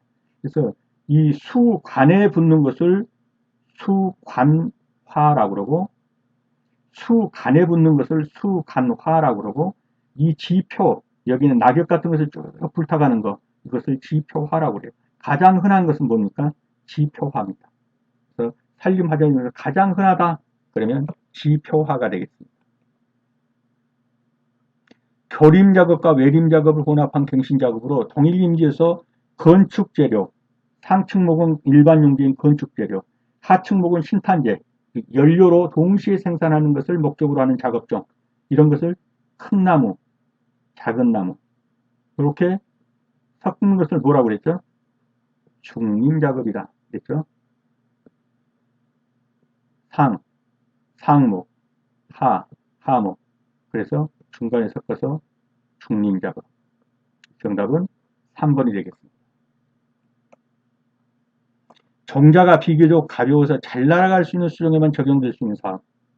자, 아까도 말씀드렸지만 이렇게 하고요. 모수를 이렇게 한 10% 정도 모수를 남기면 정자가 잘 날아서 떨어져서 천연 하종갱신이 일어나가지고 씨가 떨어져가지고, 그래서 정자가 비교적 잘 날아가 가벼워서 잘 날아갈 수 있는 수정에만 적용될 수 있는 거 모수 작업이 됩니다. 다음 중 천연 하종갱신이 가장 안전한 작업법은, 천연 하종갱신이란 건 바로 뭡니까? 모수에서 씨가 떨어져 가지고 나는 거죠. 그래서 죄송합니다. 모수를 산정한 것은 여기서는 3벌 작업이죠. 3벌 작업은 예비벌, 그 다음에 하종벌. 이 하종벌이라는 게 뭐예요? 씨가 떨어지니까 이것이 모수예요, 모수. 그 다음에 이제 모수도 베버리는 종벌. 이렇게 가죠. 그래서 모수가 씨가 튼실하게 자라기 위해서 옆에 있는 것들을 다 재버린 거, 재버린 거. 이것이 예비벌이에요, 예비벌. 그래서 하종갱신이 가장 적으면 씨가 떨어져서 나게 하는 거. 이것은 3벌 작업을 예상한 것이죠. 정답은 4번이 되겠습니다. 갱신 기간에 제한이 없고 성숙한 인분만 일부 골라서 벌채한다. 그러면 택벌 작업이 되겠죠. 갱신 기간에 제한이 없고 성숙한 인분만 골라서 택해서 벌채한다. 택벌 작업이 되겠습니다. 4번이 정답이 되겠습니다.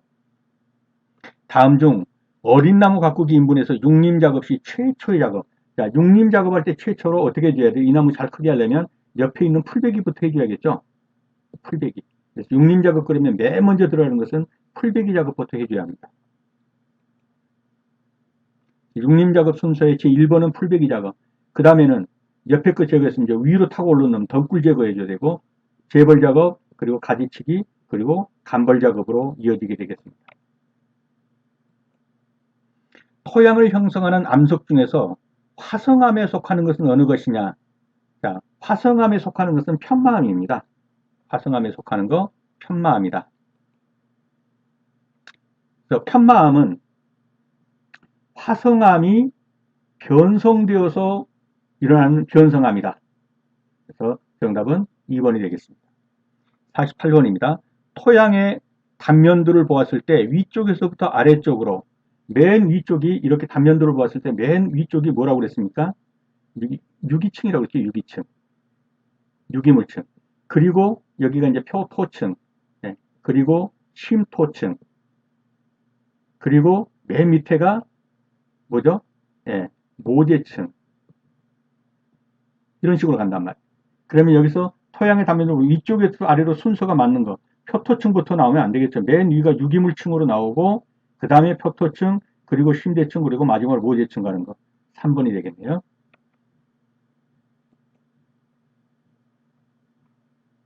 그래서 토양의 단면도 맨 위가 유기물층. 이게 소위 말해서 낙엽층이라고 보시면 될 겁니다. 그리고 이제 흙이 나오는 표토층, 그리고 더 깊이 들어가는 심토층, 그리고 맨 밑에가 모함층이죠. 모함층. 이 모함층이 바위가 좀 부서져 가지고 이런 것이 모재층입니다. 이 순서를 한번 눈도장 찍어 두시고요. 단손님으로 구성된 수정. 소나무와 참나무로 구성되었다. 그러면 두 가지니까 혼효림 이렇게 말할 수가 있죠. 혼효림. 단순님이 아니죠. 근데 소나무로만 구성되었다 그러면 이건 단순님이죠. 낙엽성 소나무로 구성되었다. 이런 것도 혼효림. 잣나무와 참나무로 구성되었다. 다 혼효림이죠. 그러면 단순님으로 구성된 수정은 그러면 소나무로만 구성된 것 단순님. 한 가지 수종으로만 구성된 살림을 단순님이라고 한다. 데라사키 간벌에 있어서 간벌량이 가장 적은 간벌 방식은, 간벌량이 가장 적다 그러면 어떤 방식이 되겠어요? A종 간벌이죠.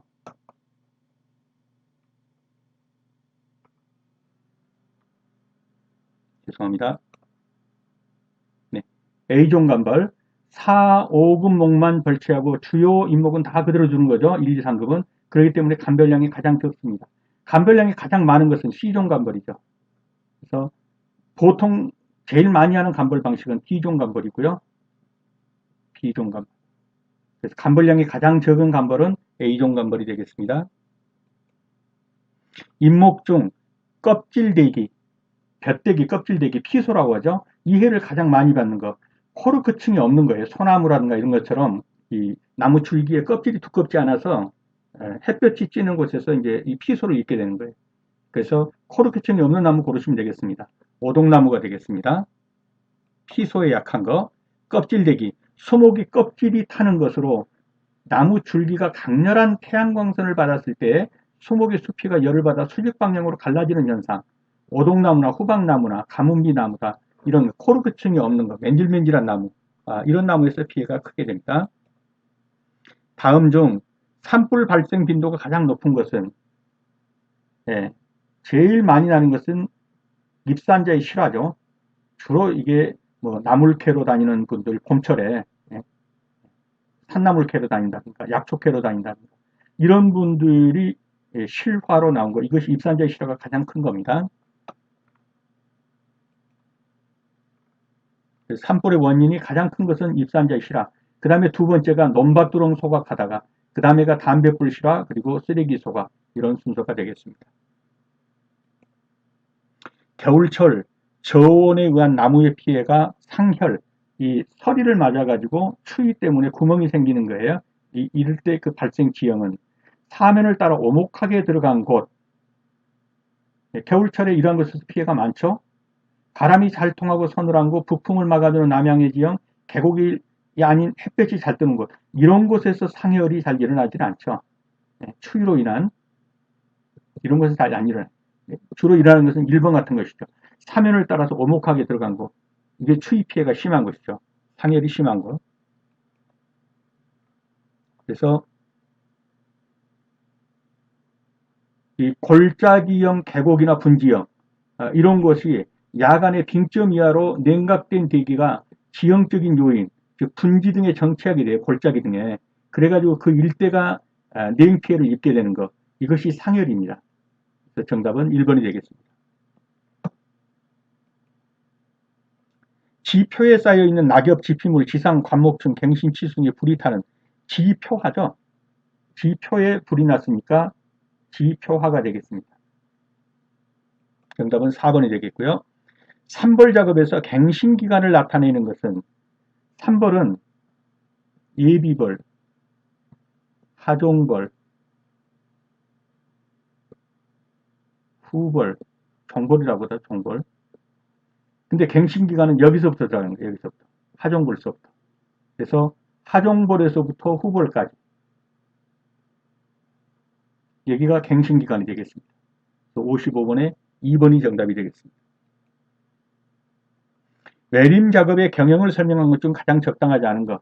여러 번 말씀드렸지만 외림은 키가 적은 나무라. 근데 주로 맹화경신을 한 거, 이렇게 여기서 뿌리가 난 거, 이렇게 싹이 난 거죠. 이것이 주로 이제 외림인데, 이 외림은 주로 뭘로 쓴다고요? 연료림으로 쓴다.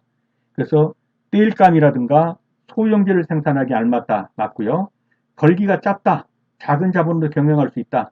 그렇죠? 나무 심어서 자란 것이 아니라 이미 뿌리가 튼실한 나무에서 엿가지가 이렇게 나는 거니까 벌기가 짧다. 그리고 적은 자본으로 경영할 수 있다. 벌채점을 지상에서 1.5m 정도 높게 하는 것이 좋다. 이건 틀렸죠. 아주 지상에서 낮은 곳으로 해서 여기서 승낙 해야지. 이 정도 되는데 여기를 자른다?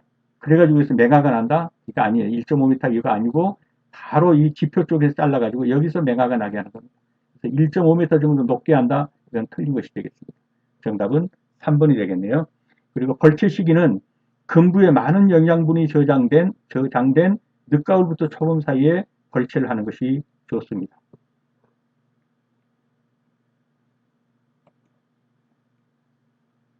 그래서 벌채점은 가장 낮게 하는 것이 좋고, 벌채 시기를 늦가을로 하는 것은 뭐예요? 뿌리에 많은 영양분이 이제 다 모이게 되겠죠. 이게 봄이 되면 이제 밀어 올리니까. 그래서 뿌리에 영양분이 많은 때에 벌채를 해주는 게 좋습니다. 모수 작업은 전체의 몇 프로 정도 나무를 베냐? 10% 정도만 남겨요. 90%는 베버립니다. 10%만 모수로서 남기는 거예요. 그래서 90% 정도를 베버립니다. 모수 작업법에서는. 산벌 작업 시 잇목의 정자를 공급하여 치수의 발생을 도모하기 위한 벌채는 치수, 어린 나무의 발생을 도모하기 위해서 예비벌은, 산벌 작업은 예비벌은 이 어머니 나무의 결실을 돕기 위해서 옆에 있는 나무들을 베버리는 거. 이게 주 목적이 예비벌이에요.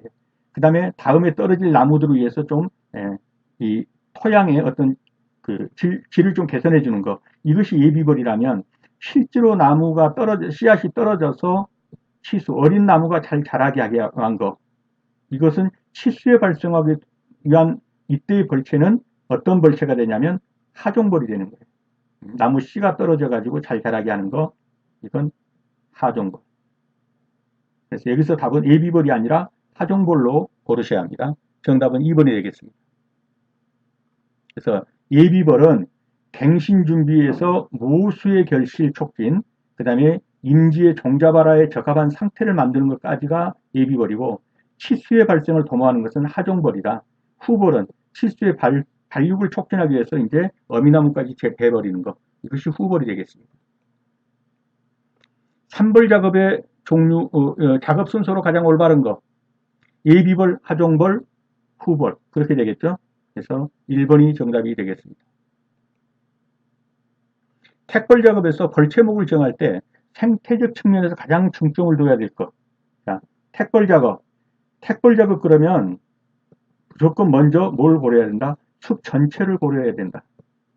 그래서 숲 전체를 고려해서 베일나무, 감벌할 나무를 택한다. 그래서 택벌 작업이 되겠습니다. 그래서 택벌 작업, 숲 전체의 보호와 무육의 측면에서 벌채목을 정하고 그 택해진 벌채목을 감벌하는 거예요. 정답은 4번이 되겠습니다.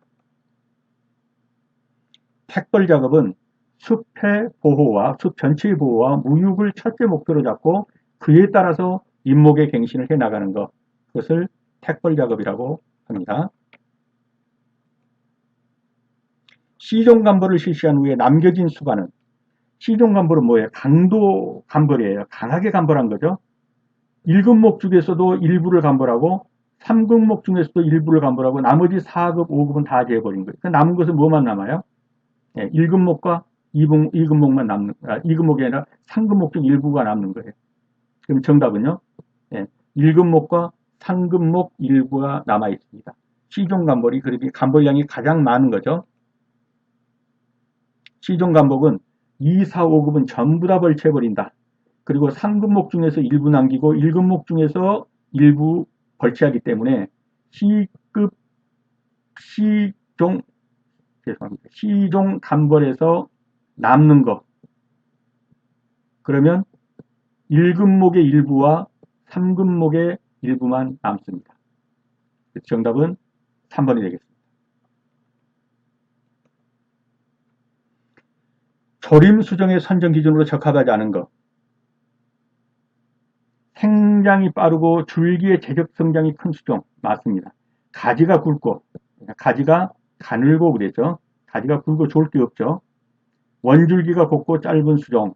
그래서 가지가 가늘고, 그러니까 굵고 그랬으니까 틀렸죠. 정답은 2번이 되겠고요. 목재 이온 가치가 높은 수종. 맞습니다. 바람, 눈, 병해 이런 것의 저항력이 강한 수종. 맞습니다. 그 조림 수종은 가지가 가늘어야 합니다. 그리고 짧으며 줄기가 곧은 것이 좋습니다. 나무를 심을 때 가장 많이 쓰이는 방법, 정사각형으로 심죠. 2m, 2m 간격으로 해서 4제곱평방당 한 주, 뭐 이런 식으로 정사각형 식재가 가장 많이 쓰이는 방법입니다.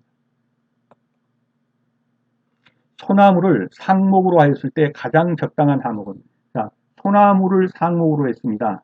그러면 하목으로 가장 많이 쓰이는 것이 무엇이냐 그랬어요. 이 침엽수가 상목으로 쓰이면 하목으로 쓰이는 것은 주로 활엽수가 쓰이는 겁니다. 그래서 상수리나무나 오리나무가 하목으로 사용됩니다. 정답은 1번이 되겠습니다. 상목은 침엽수종을, 하목은 활엽수종을 선택하는 것이 가장 좋습니다.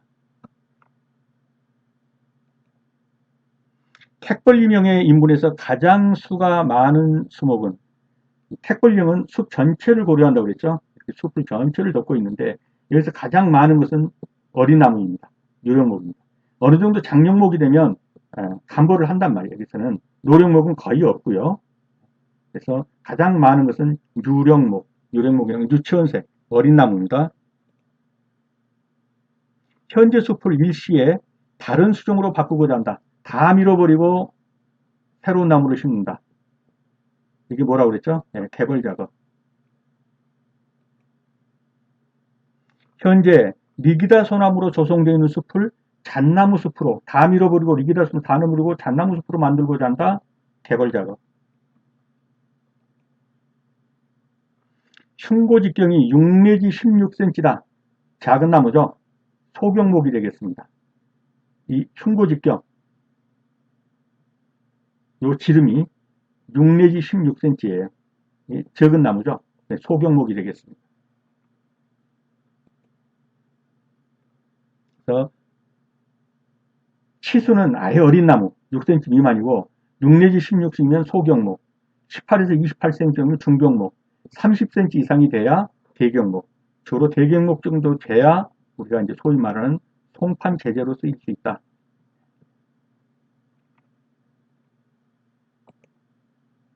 산불에 관한 설명 중에서 틀린 것은 골짜기는 산줄기보다 피해가 적다.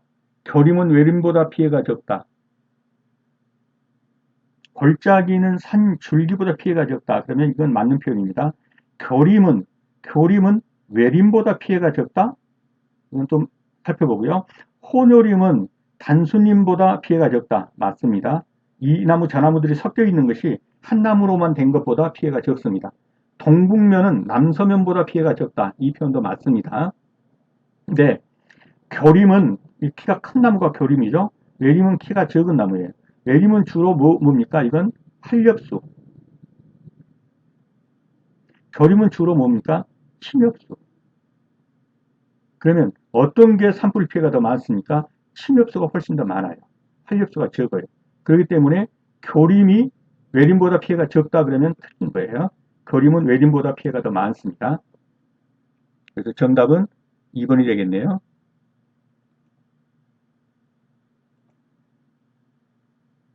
외림은 대부분 활엽수이기 때문에 침엽수보다 피해가 적습니다.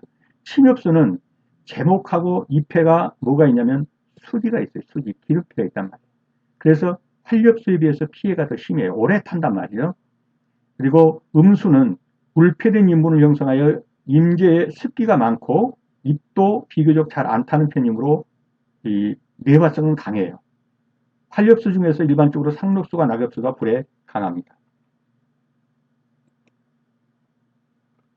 자, 윤벌기까지 어미나무, 모수를 보존한다. 모수를 보존한다. 그래서 모수보존법 또는 보존목 작업 이렇게도 말할 수 있어요. 그래서 여기서 고른다면은 답은 보존목 작업. 모수를 보존하는 어미나무 작업 변법은 뭐냐? 보존목 작업이다. 모수를 남겨서 보존한다, 보존한다, 모수보존법, 보존목 작업법.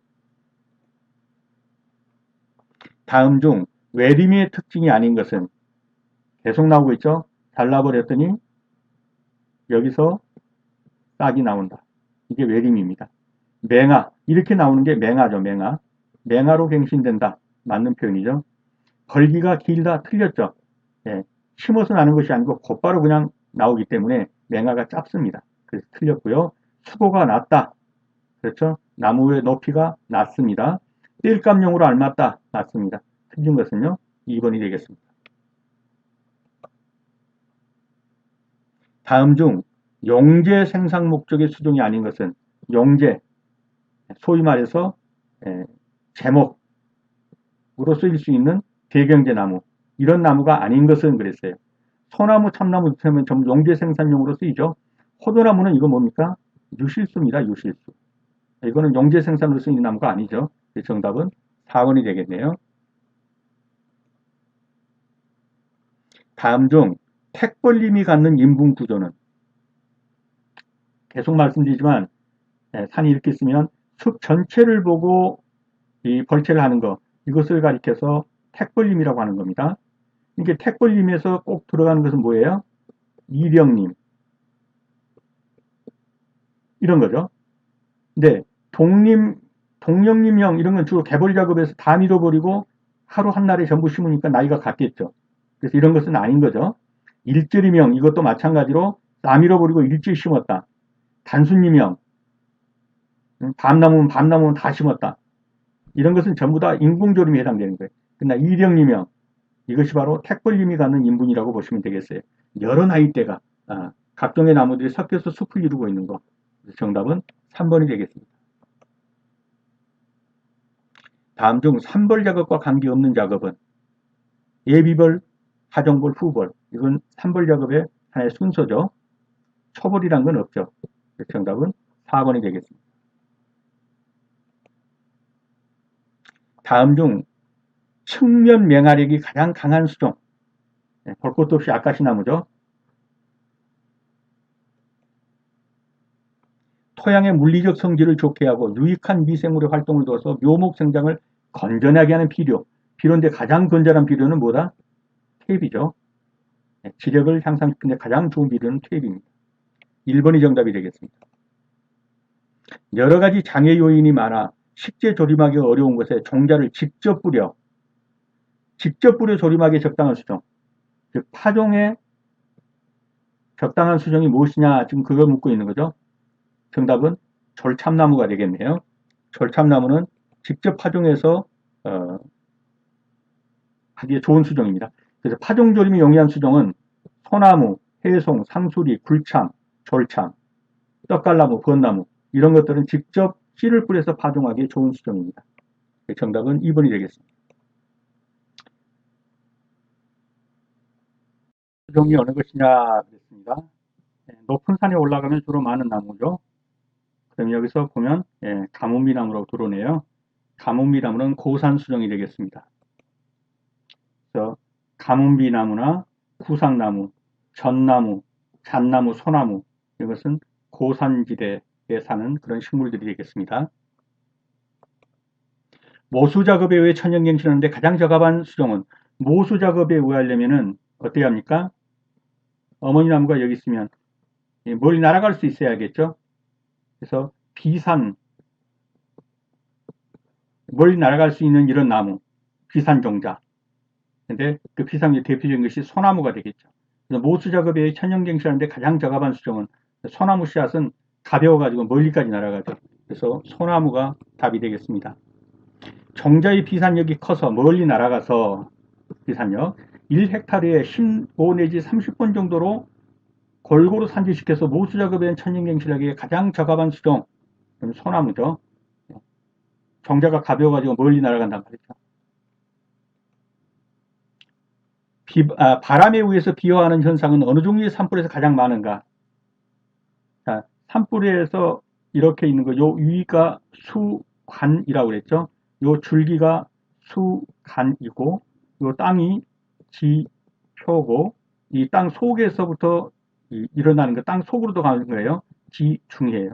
그래서 수관화는 옆에 있는 산에서 바람에 의해서 불씨가 날라고 떨어지면 붙는 거, 이것이 수관화라고 보시면 되겠어요. 그래서 바람에 의해서 불이 날아가 가지고 비화하는 현상이 불똥이 떨어지면 이렇게 나무에 수관에 떨어지겠죠. 여기서부터 불이 나는 것 이것을 수관화라고 합니다. 바람에 의해서 비화하는 현상에 일어나는 불은 수관화가 되겠습니다. 저온에 의한 나무 피해는 지형과 방해에 따라 차이가 난다. 다음 지형 중 피해가 많은 지형 답은 들어왔죠. 습기가 많고 분지형 이런 지형에서 상혈, 저온에 의한 피해, 상혈이 주로 많이 일어나죠. 정답은 1번이 되겠습니다.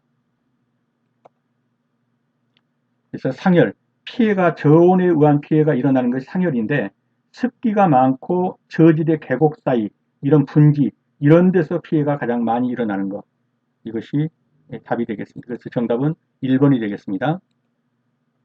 대기 오염, 내성이 강한 수종끼리 묶인 것은 대기 오염에 강한 수종이 주로 가로수로 심어져 있다 이렇게 보시면 되겠어요. 그래서 여기 살펴본다면 사철나무나 은행나무, 이것은 대기오염의 강한 수종이죠. 대기오염의 강한 수종. 그래서 사철나무나 은행나무가 되겠고요. 정답은 2번이 되겠습니다. 오염에 강한 수종, 은행나무, 동백나무, 향나무, 사철나무, 건나무, 아카시나무 같은 거, 이런 쪽입니다. 정답은 2번이 되겠네요. 다음 중 염풍 또는 조풍의 저항성이 가장 강한 나무. 해변가에다 심어놓은 나무들이 어떤 걸 보시면 주로 뭡니까? 해송을 심었죠. 이 해송이 곰솔이죠. 곰솔. 염풍에 강하다. 그러면 곰솔이 되겠습니다. 염풍, 조풍에 강하다. 그러면 해송, 곰솔이 되고 향나무, 사철나무, 팽나무, 호박나무 같은 거. 근데 염풍에 약하다. 그러면 소나무, 전나무, 벚나무 같은 거. 연해에 대한 인목의 피해 정도를 표시한 것 중 옳지 않은 거. 연기로 인한 해입니다. 그래서 이것은 가스, 이런 거.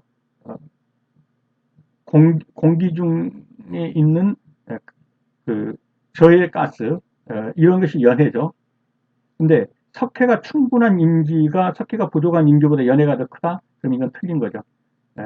그래서 연해를 입는 것일수록 어떻게 합니까? 석회질을 보충해 주는 거죠. 석회질을.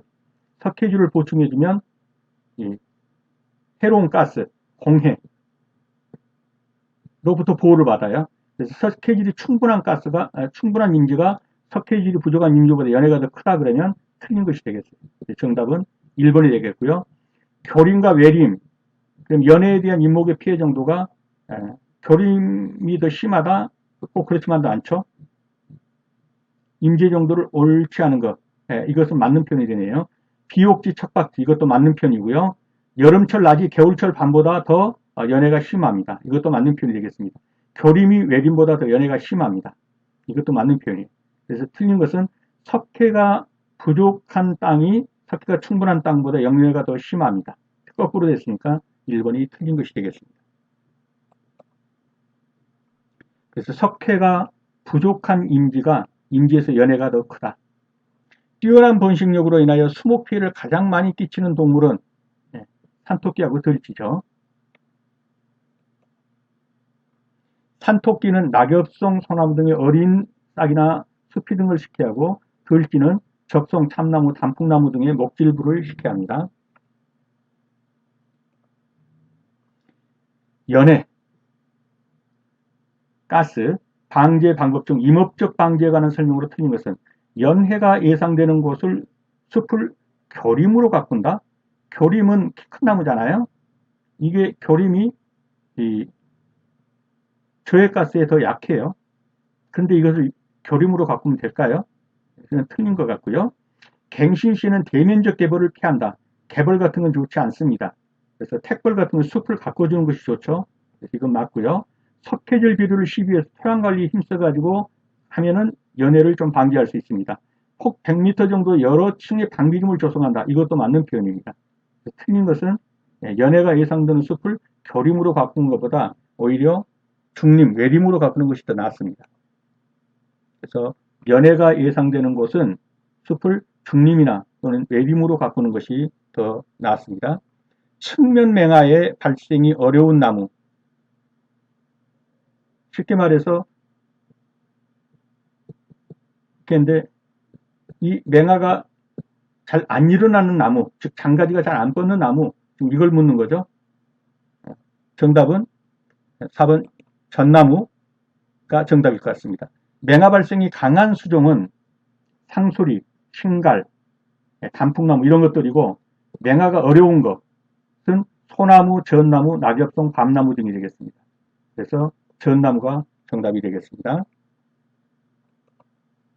택벌림의 장점으로 볼 수 없는 것은 면적이 작은 숲에서 보석 생산을 하는데 적당하다. 계속해서 택해서 담보를 하니까 보석 생산이 되겠죠. 임지와 어린 나무가 보호를 받습니다. 맞죠? 숲의 심리적 가치가 높다. 맞습니다. 양수의 갱신에 적합하다. 택벌림을 하면 어떻습니까? 숲 전체는 이루고 있는데 여기에서 이제 어떤 나무들만 택해서 벌채를 하는 거예요. 그런데 양수의 갱신에 적합하려면 다 밀어버리고 개벌해버리고 여기다 나무들을 심으면 어떻겠어요? 이것을 가릴 수 있는 가림막이 없으니까 쉽게 말해서 양수들에게는 햇빛을 온전히 받을 수 있어 좋겠죠. 그런데 이렇게 택벌림을 하면 여기에 여전히 나무들이 있단 말이에요. 있는 데서 택해서 몇 개 나무만 고르기 때문에 여기에 여전히 뭐가 있어요? 음지가 있어요. 그렇기 때문에 택벌림에서는 양수가 잘 자라기가 어렵습니다. 그래서 택벌림의 양수의 경치는 적합하다 그러면 틀린 지문이 되겠습니다. 네, 이것으로서 2회 강의를 마치도록 하겠습니다. 3회 강의에서 다시 뵙도록 하겠습니다. 감사합니다.